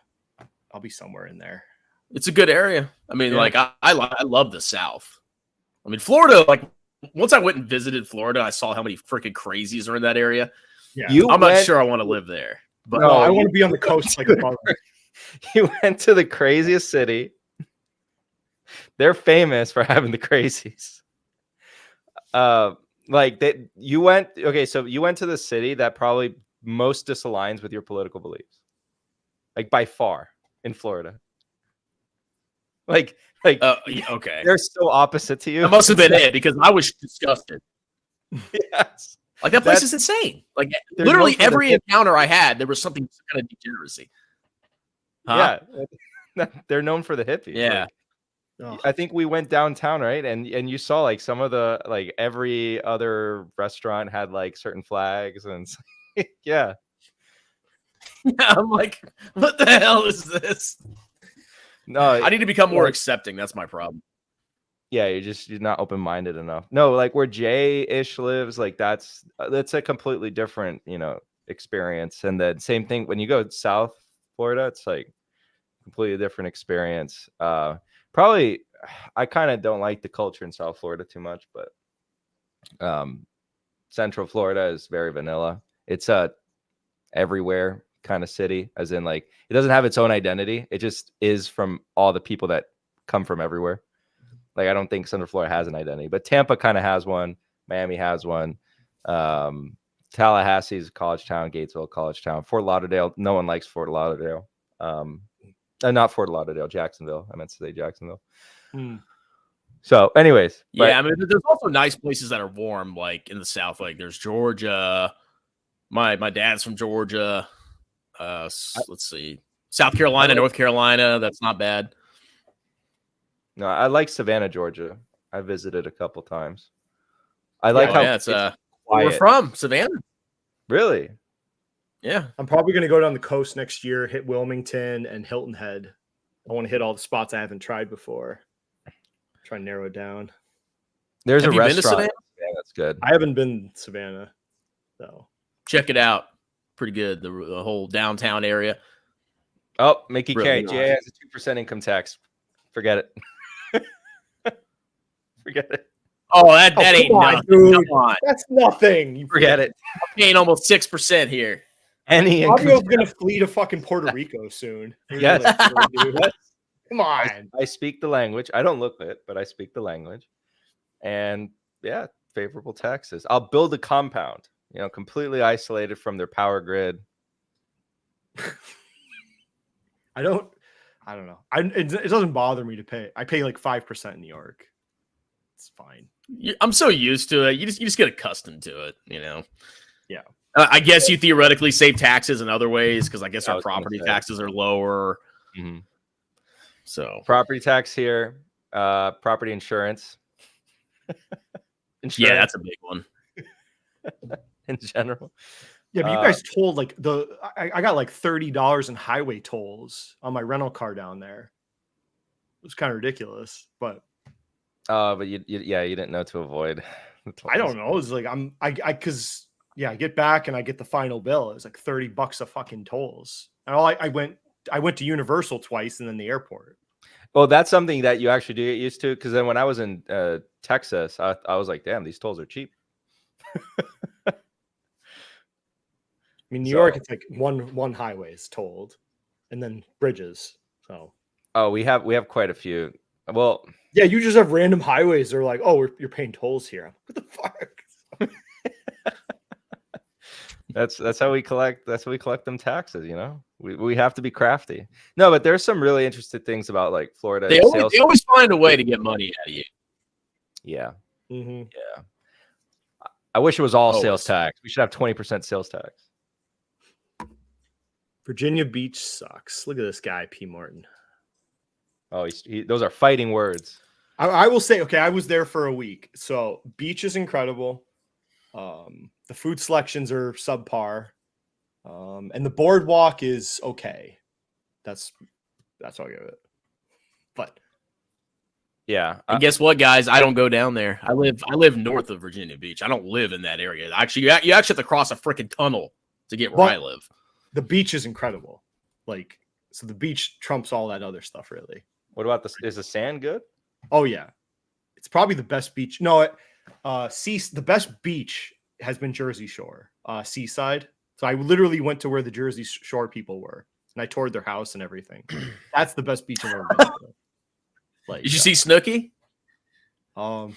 So anyway, that house, you saw the show, right? Like, you get the idea of the house that they were in. Never seen that show.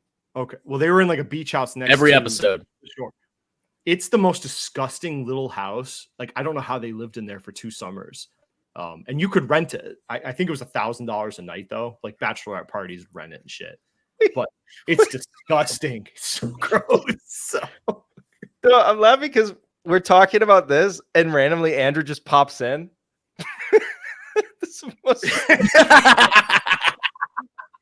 All right. I gotta go into my bunker now.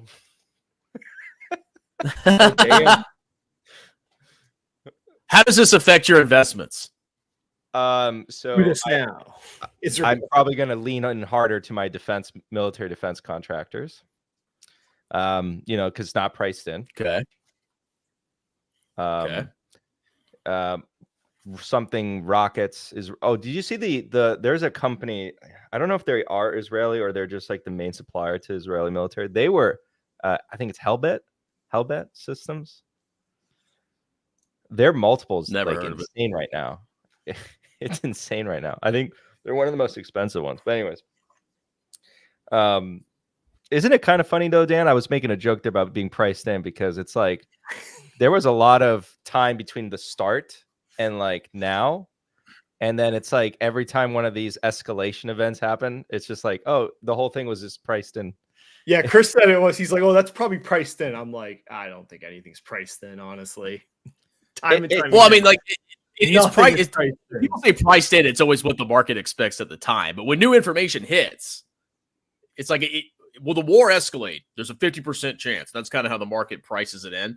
And then if there is an escalation, now it's 100% chance. So it prices in the new, I think there's like a spectrum of information. outcomes, right? And then they create a price that's the average of all those outcomes. So yeah, because it's just everybody in the market saying, it goes up, right? There's some that's doubters why stocks basically. can go up, because people expect, like, the market expects one thing, and then the probability something actually happens that's unexpected, or it's more than what the more average consensus was, then yeah, it's going to go up. I'm going to dumb it down for Andrew over here, because he needs it to be something. No, I'm kidding, Andrew. So you have 100 people in a room, and it's like at first maybe 50 people are saying, yeah, that's probably going to happen. Then the other 50 are like, I don't know. And then something else happens. Now it's 75 people say, yeah, that's going to happen. And the other 20, I don't know. And then something else happens. Now 100 of the 100 people. Yeah. Yeah. It was like, oh, guys, everyone knew the 50 basis points was coming. It was priced in. Priced in. As soon as they announced it, the thing just ripped up. I'm like, I told you. Yeah, because you had a bunch of things. Right.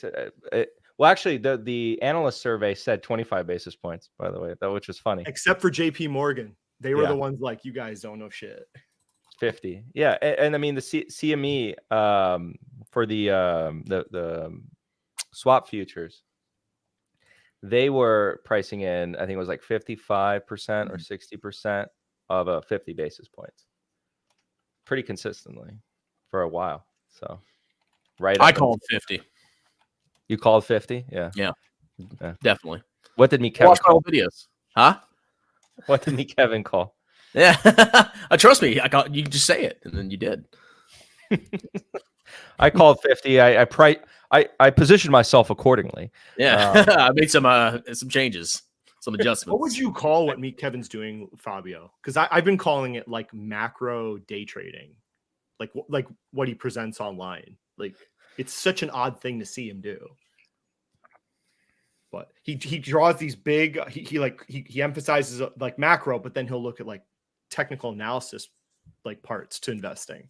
Like, he's created this new type of investing I've never seen before. I don't know. It's not gone well either. Like, it's called content generation investing. Dan. Okay. Because I know he feels like he's very comfortable talking about macro, and he does a good job of making you think it's important. And then he's a blabbermouth. Yeah. That's the only skill you need, is say stuff that sounds smart with confidence. Yeah, confidence in it. Be convincing in how you bring across something. Wear a suit. You're good. Yeah, don't be shirtless. Yeah. I still get comments, you should wear a shirt. I'm like, I've been on here for 4 years. Shut your freaking mouth. I'm not wearing a shirt. It's a good argument. It's the best argument ever. Yeah. I mean, it would help. He really has invented a whole new style of investing. It's really impressive. I'll say that. Really impressive. The results are even more impressive. He's definitely providing alpha. His PP is growing a lot. He's so stupid. The holdings of PP are fucking hilarious. He's got triple leveraged short Bitcoin, gold, and a bunch of treasuries. And they're like a random company. And McDonald's. He has McDonald's. What the fuck? Dude, he has to be intoxicated when he's doing this. Like, I can't think of any other explanation for that portfolio. It makes no sense. What is PP's performance this year? I haven't even looked. Better than yours. Oh, let's see. PP ETF 11. It's like half the market. Dude, even VT has crushed PP over the last year. When you showed the difference the day after the rates, and VT went up the same amount that PP went down. It's like, Kevin, if you're providing trading, you should have outperformed, because the only way you can judge him is on short-term performance. Mm-hmm. So if he fails to do short-term performance, that's good. He's failing. He's failed his objective. People don't see that. It's like, oh, but he's got a suit. Mm-hmm. He needs to hire some more interns to run it, I guess. So I'm trying to see what the current holdings are.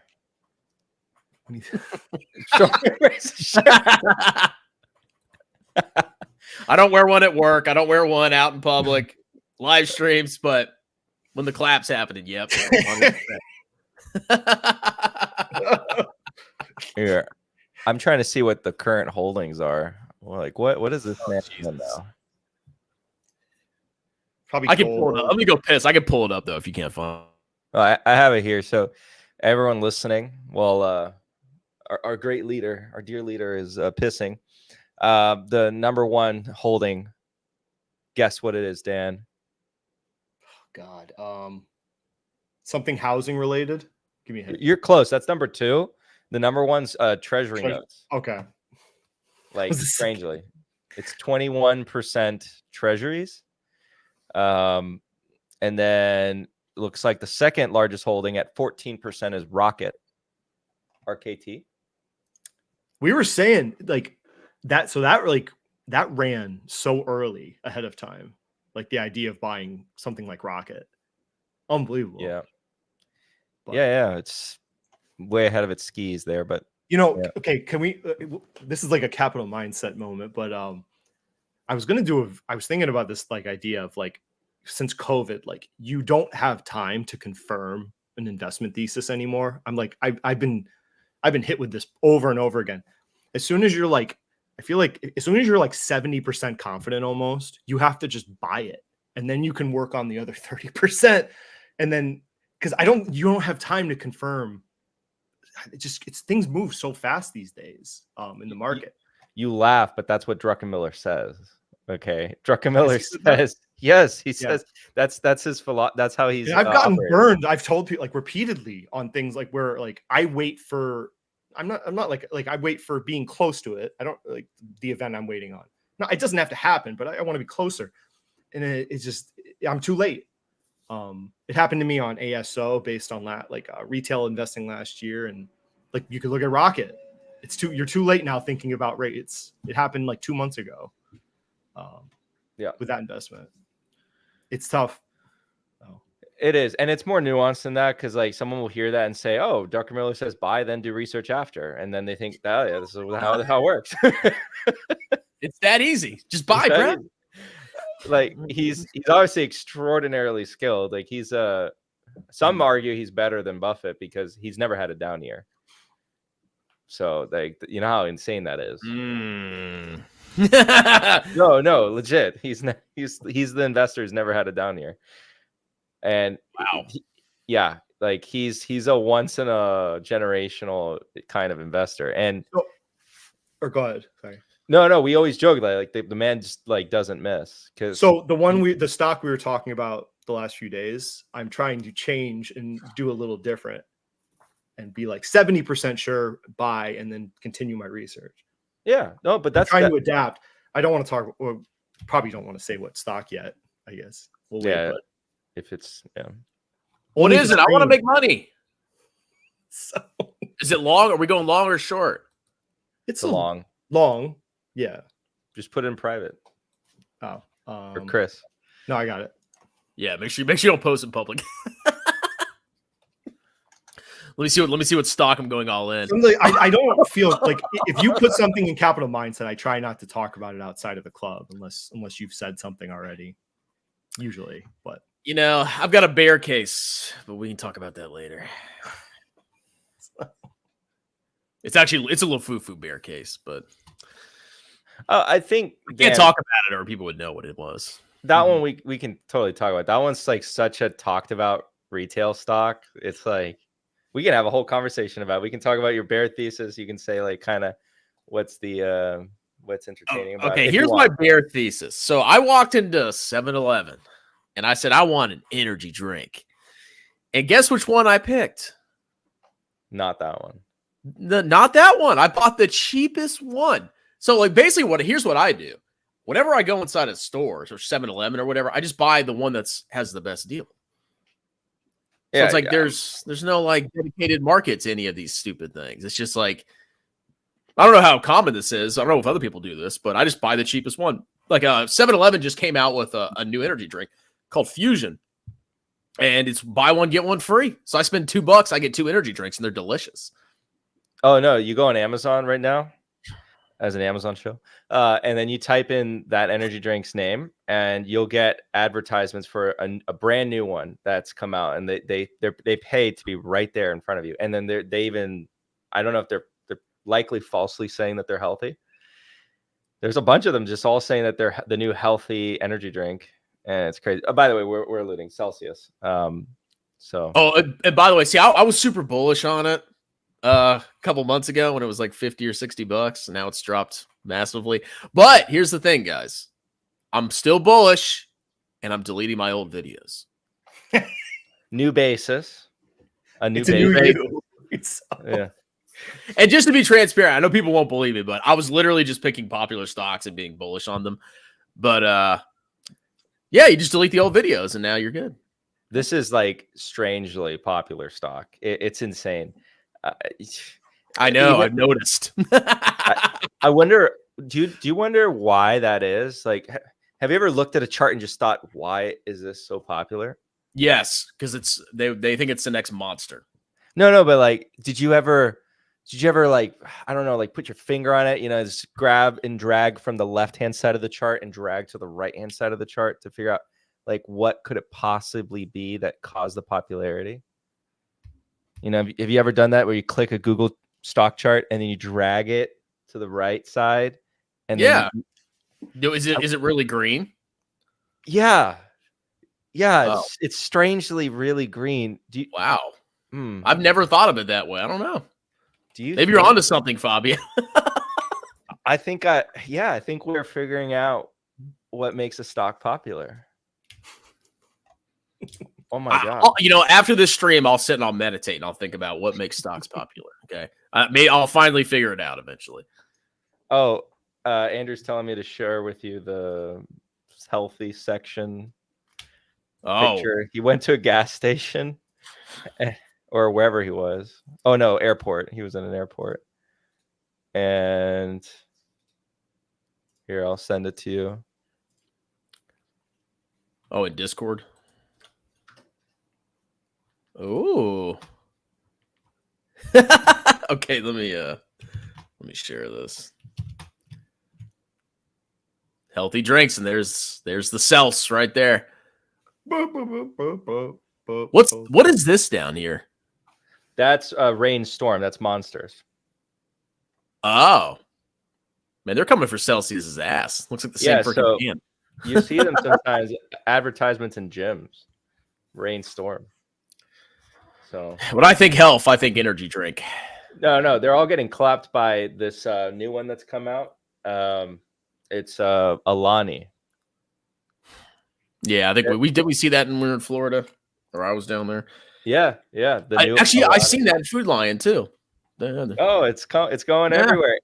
And look, at the end of the day, everyone sleeps on this, but there's a lot of money spent on the can design, right? There's a lot of thought that goes into it. It's like size of the can, colors of the can. When you break it down, like marketing in that sense is like really complex. But to just go straight to the point, Celsius targets Becky. Alani targets Becky. The can size is small on purpose. By the way, this also means if you're a dude and you like Celsius, I mean, you're kind of soy. Yeah. I'm just kidding. Just a joke to roast you. But, hey, to each their own. And then Alani, I laughed so hard when I was listening to this podcast, and like the guy has a soy voice. Okay. So you can tell like it's super soy or whatever. And he goes like, oh yeah, I've been drinking this new drink. It's Alani and it's really good. Oh my God. Like, the jokes write themselves. Dude, the man drink is Monster. Yeah. Like, I don't know what else competes with Monster for like being the most manly. As a matter of fact, after this live stream, I'm going to work out and then I'm going to go get a freaking low carb Monster. Do you drink it after or before? After. Oh, dude, it'll explode my heart, man. Dude, I'm 35 years old. I'll die. my head will start pounding if I do one of those before working out. Actually, I don't do pre-workout or anything. I just work out. No, I don't either. But the there's an energy drink. I never drank energy drinks. like ever. I'm a coffee guy. And then I was trying different ones out at behest of Andrew, different monster drinks. And the one I tried, and I'm like, oh, I actually will buy this and keep some, you know, and store it in the fridge and then take some out on occasion. The green tea monsters. Oh, they're so good. They're not carbonated, but it's like, wow. The green tea, and then the Arnold Palmer one, which is the tea plus lemonade. Great flavors. Wow. And I'm not an energy drink guy. I will admit that the Ultra Zeros, the Monster Ultra Zeros, they taste good. And like the Ghost Energy drink, they taste good. I'll still probably take a coffee over that, but a good coffee, not a shit coffee from like, you know, some random, you know, not your Starbucks coffee. Oh, speaking of coffee, when I got to St. Pete, I was walking around. I walked for like 4 miles in the boiling heat, and I almost died, but I made it. And I stopped at this coffee shop and got cold brew just to like not die.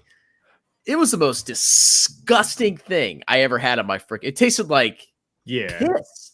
Wait, let me say, this meme it encapsulates that town in a.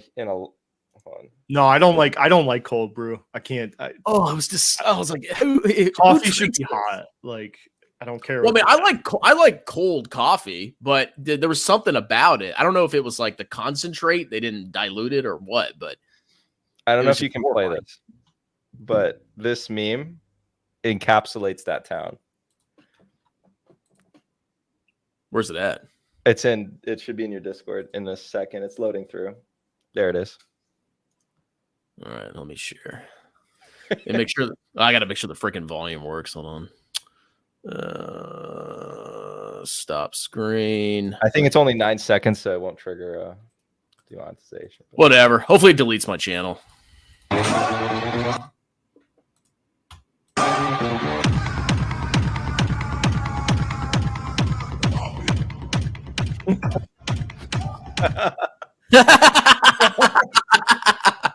Like that's the town. Yeah, it was okay. The most mid of your life. Yeah, you pay $30 for it.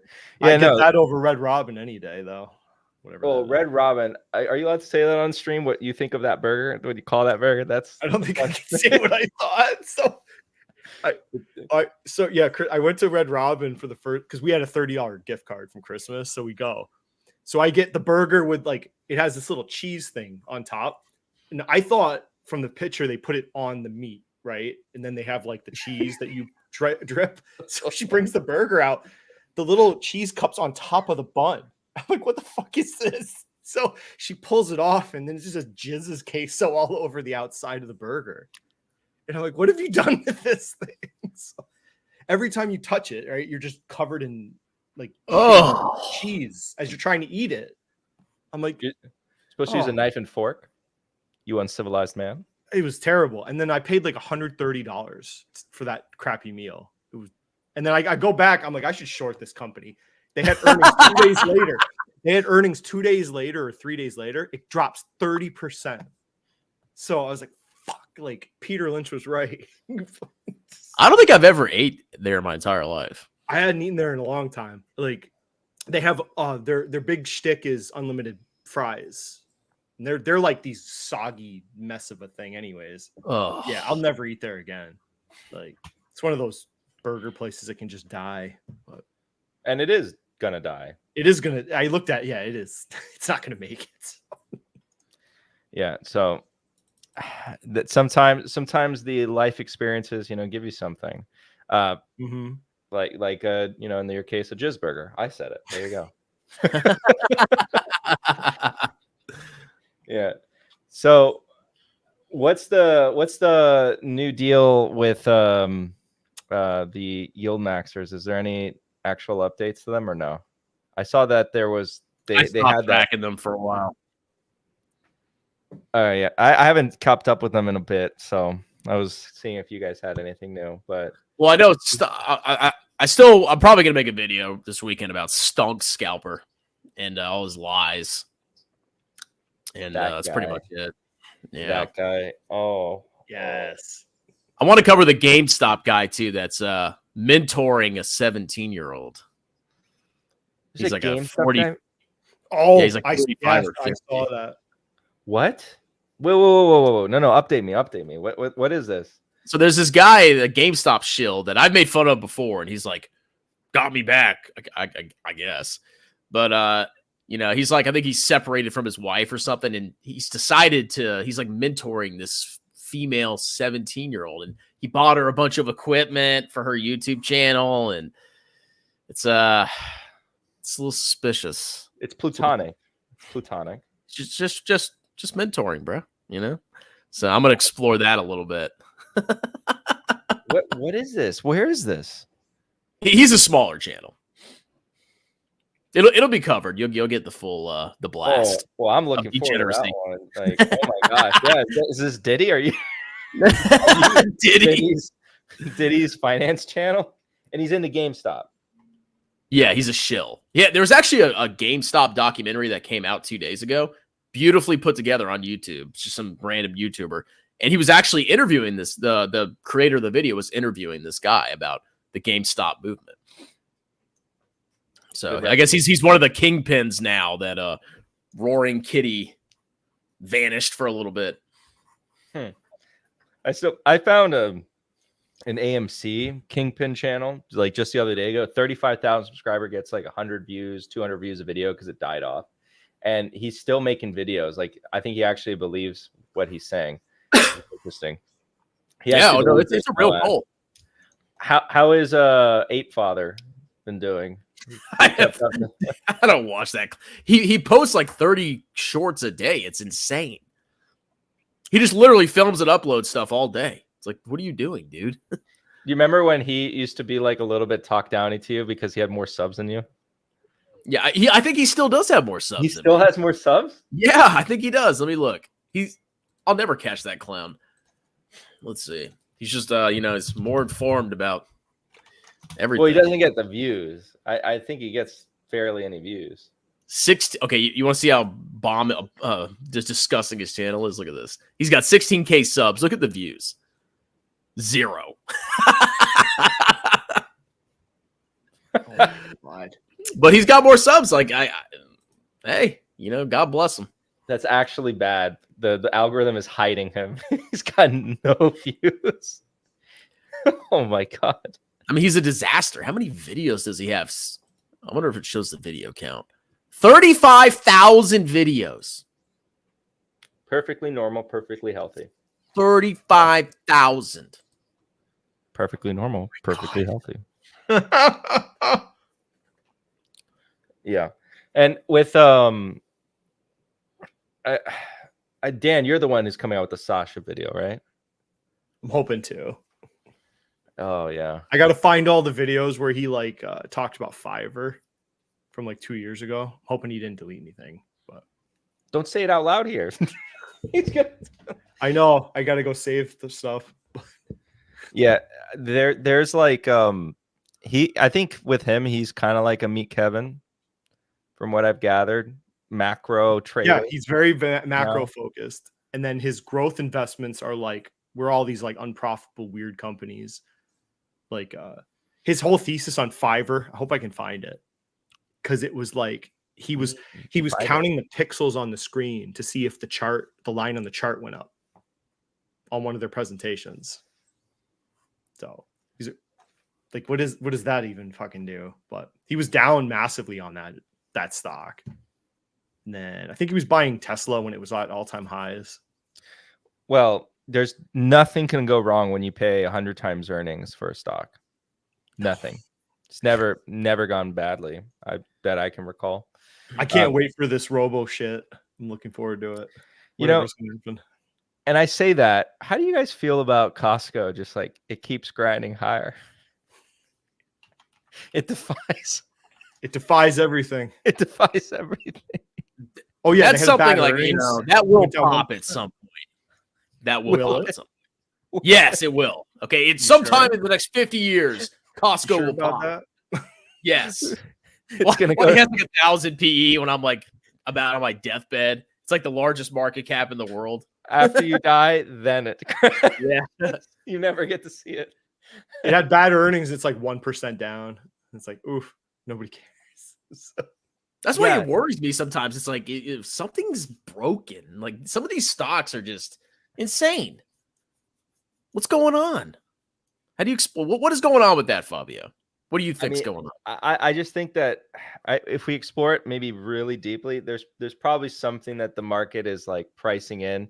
Maybe just pulling this out for Costco, maybe the market's pricing in that Costco has a huge potential for pricing power in their memberships. So like, could they go up 30% in certain time? And that's like direct profits. Maybe they still take more market share from other retailers over time.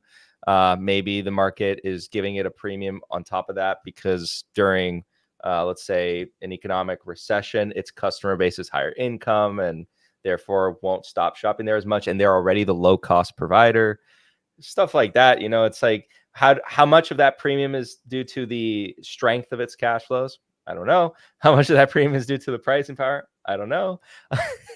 But Walmart, hey, you love Walmart. You should have bought Best Walmart. business. Oh, Walmart's crushing it. It is a great business. I mhm. Sorry, I got to call you out. You know how you say you want to have like a small portion, in speculative investments, and for the amount of praise you've given Walmart, I am shocked that of your speculative piece, you do not have some of that in Walmart. I don't know, man. I was like, I thought about it, and then I'm like, yeah. Their investments, their investments in their delivery business, I think, are working out like spectacular. That was my high nailed IQ thesis. I was like, this delivery is like people are underestimating how amazing this is. Yeah, and yet, you could have. and yet, This is why I don't sell a stock picking course. Okay, You could have bought Warhammer and you could have bought Walmart and shown Jeremy Lafufu who you really are. You were there. yeah. Peter Lynch intensified right there. Perfect. Maybe I'll buy Walmart now. Okay, and then it'll watch it just plunge like 50%. Yeah, I mean, like it was under like a 20 PE a couple years ago because you benefited from just some earnings growth, and then the multiple just expanded. Walmart's a beast, man. Like people, I love that company. Like it's like I love it more than I love my children, God, everything. Walmart, It's your church. church, everything, bro. Walmart. You shop at Walmart online or in store? Usually online. Are they significantly cheaper than Amazon? I mean, not necessarily. You can probably find deals on Amazon, but when it comes to food, I've never even attempted to shop for food on Amazon. For Walmart, it's just you're getting great deals for food, and it gets delivered straight to your door. So that's the only place I go. And Food Line if I need to get something real quick in my town, but Walmart's my go-to. However, I don't know what's going on, but they've had their delivery service recently has kind of sucked. Like I actually placed an order and they kept delaying it. And then after like 5 days, they just canceled my delivery. I'm like, you couldn't deliver my food in 3 miles for 5 days? Mm-hmm. Like, what's going on here? So I don't know what the hell is going on with them now, but before that, it's been fantastic. Yeah. I have Walmart Plus because it comes with my card. I haven't used it, frankly. I should use it. I'm just like, I don't know. I'm one of those Zoomers with Amazon. It's like Amazon package. Yeah, there's like no Amazon. The only time I use Amazon is every birthday. I say, hey, I tell my parents, hey, give me an Amazon gift card so I can buy books. That's the only time I use it. I thought something about society was like a moment of reflection when I went on Amazon and I saw that I could order by itself a single can of an energy drink and have it delivered by itself, nothing else, for no extra cost. Yeah, and it's fat. It is an amazing service. Like people are like, oh, I hate these mega corporations, but it's like you can get whatever you want and it comes to your freaking house in a couple hours if you pay enough, or if you do like the Express. Yeah. Can. Yeah, my son, he lost his race car and he was freaking out. So I was like, all right. So I went on it, immediately found it, boom, it got delivered the next day. There you go. Like it's pretty good. Are you saying, but you're saying with Costco, so basically there's some, beyond just the top line and bottom line numbers, there's some structural benefit they have that the market's pricing in. Maybe. Well, it has to be. Like, what? there's something's there, you know. Yeah. Unless it's just like a mega bubble, but As if, yeah, who freaking knows? all these YouTubers that are like, all that matters is top line, bottom line, guidance raises. Triple beat idiots. I don't know. Yeah. I there's a topic, Cal's comment about, let me speculate 5% of my buying mega cap stock that every hedge fund owns, 160 IQ. That's a topic in of itself. Right? I know. Seriously. Well, like a lot of people want to buy Google in cap mindset. I'm like, I own so much S&P 500 and SCHG. I already have tens of thousands of Google share, like dollars in Google. Like, what else do I need to do with it? Like, that's how I think about it. Looking at micro cap drone defense companies that could really 10x. Like, how about I do that with my speculation? But so you're not just all in QQQ. You should buy QQQ and then also buy mega cap tech. Didn't Joseph Carlson do that with SCHG? He had SCHG. He was talking about it. Oh, it's a great growth ETF. And then he's like, oh, here's my other mega cap stocks. It's like, it's the same stocks, idiot. I know. Just layer sandwich of the same shit. God, I'm so stupid. Yeah, because if you're already heavily indexed, there's zero reason, to buy. But I'd argue that if someone comes to me and says like, well, I have zero indexed, it's not wrong to, like, for example, for myself, I don't have exposure to like Microsoft or Nvidia. I'm too scared to buy Nvidia, but I have exposure to. I was dancing for Nvidia. Oh. I'm a genius because I bought it. Because. But you bought it in 2022, right? December 2022. I remember. Well, okay, think about this, Fabio. So if I dollar cost average into an index fund, I have share lots of Nvidia at that point. Yeah, exactly. But you're also trying to be humble right now because you're not telling the audience about your secret Robinhood account that you bought calls on Nvidia around that time. Yeah, I'll disclose that once I cash out and make a fortune. I just, whenever I make a bunch of money, I disclose it, and then when I lose, I just put it in your private group, right? That's how you do it. It never happened. Exactly.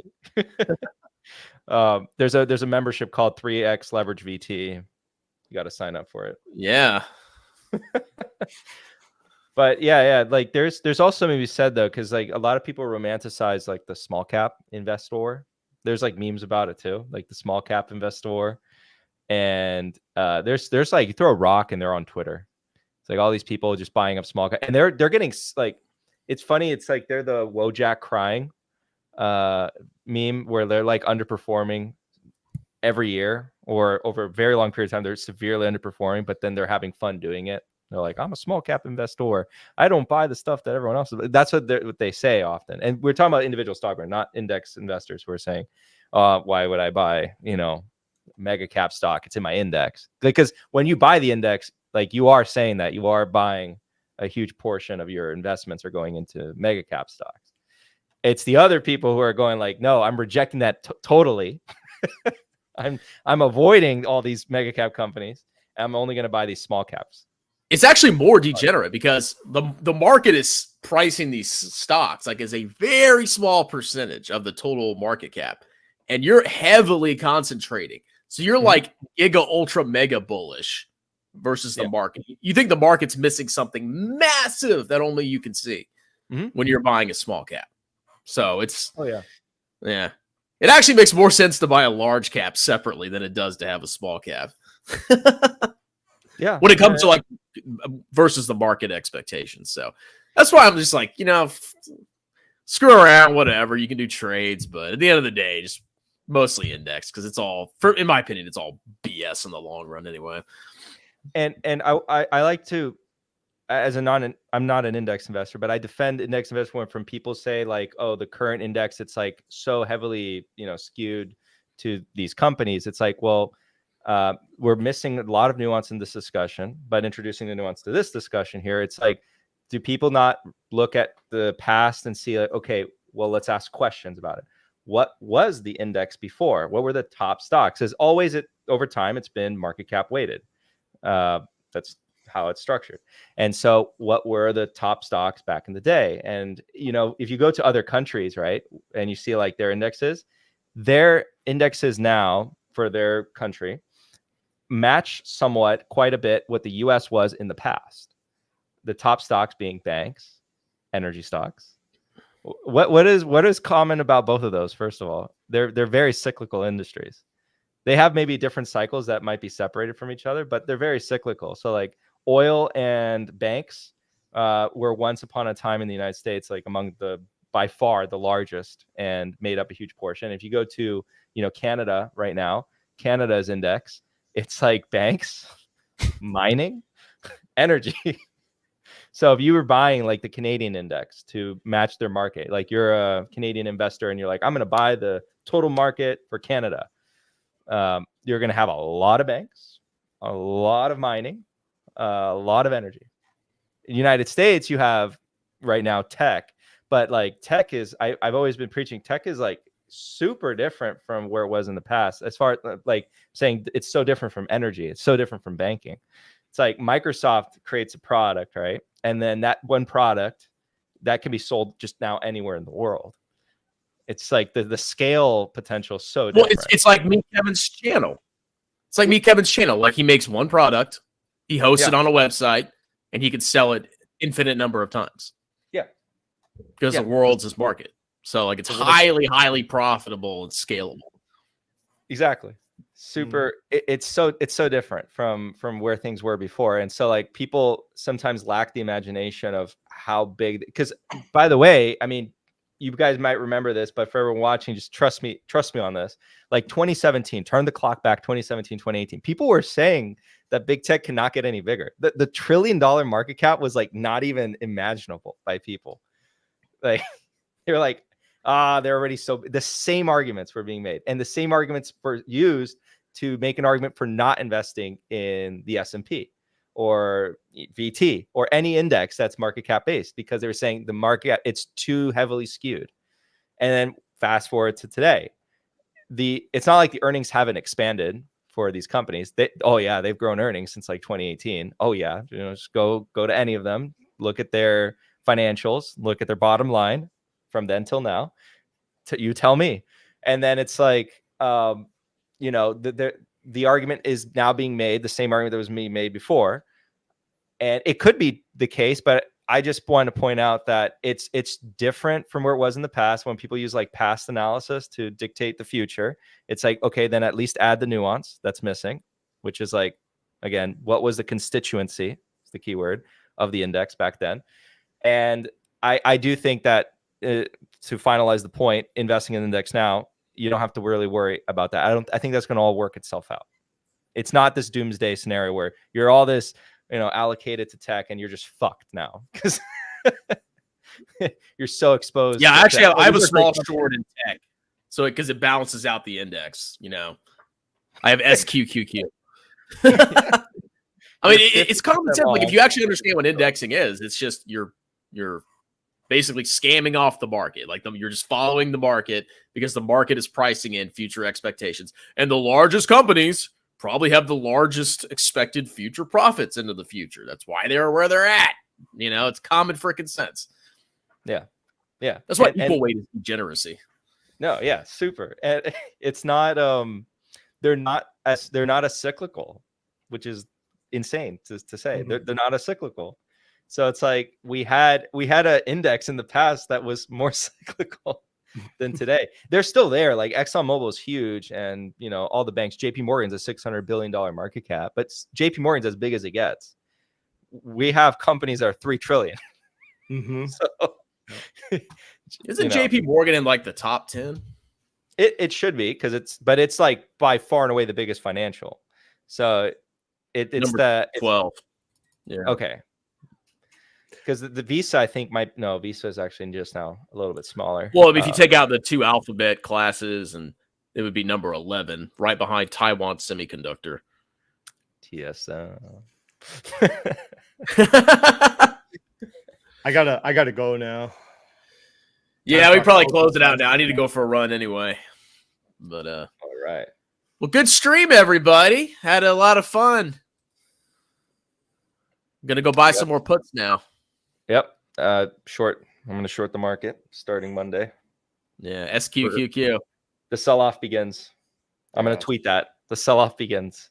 All right. Bye, everybody. Jeremy, talk about Tattoo Chef stock. Jeremy, talk about TDCF stock. Jeremy. Woo!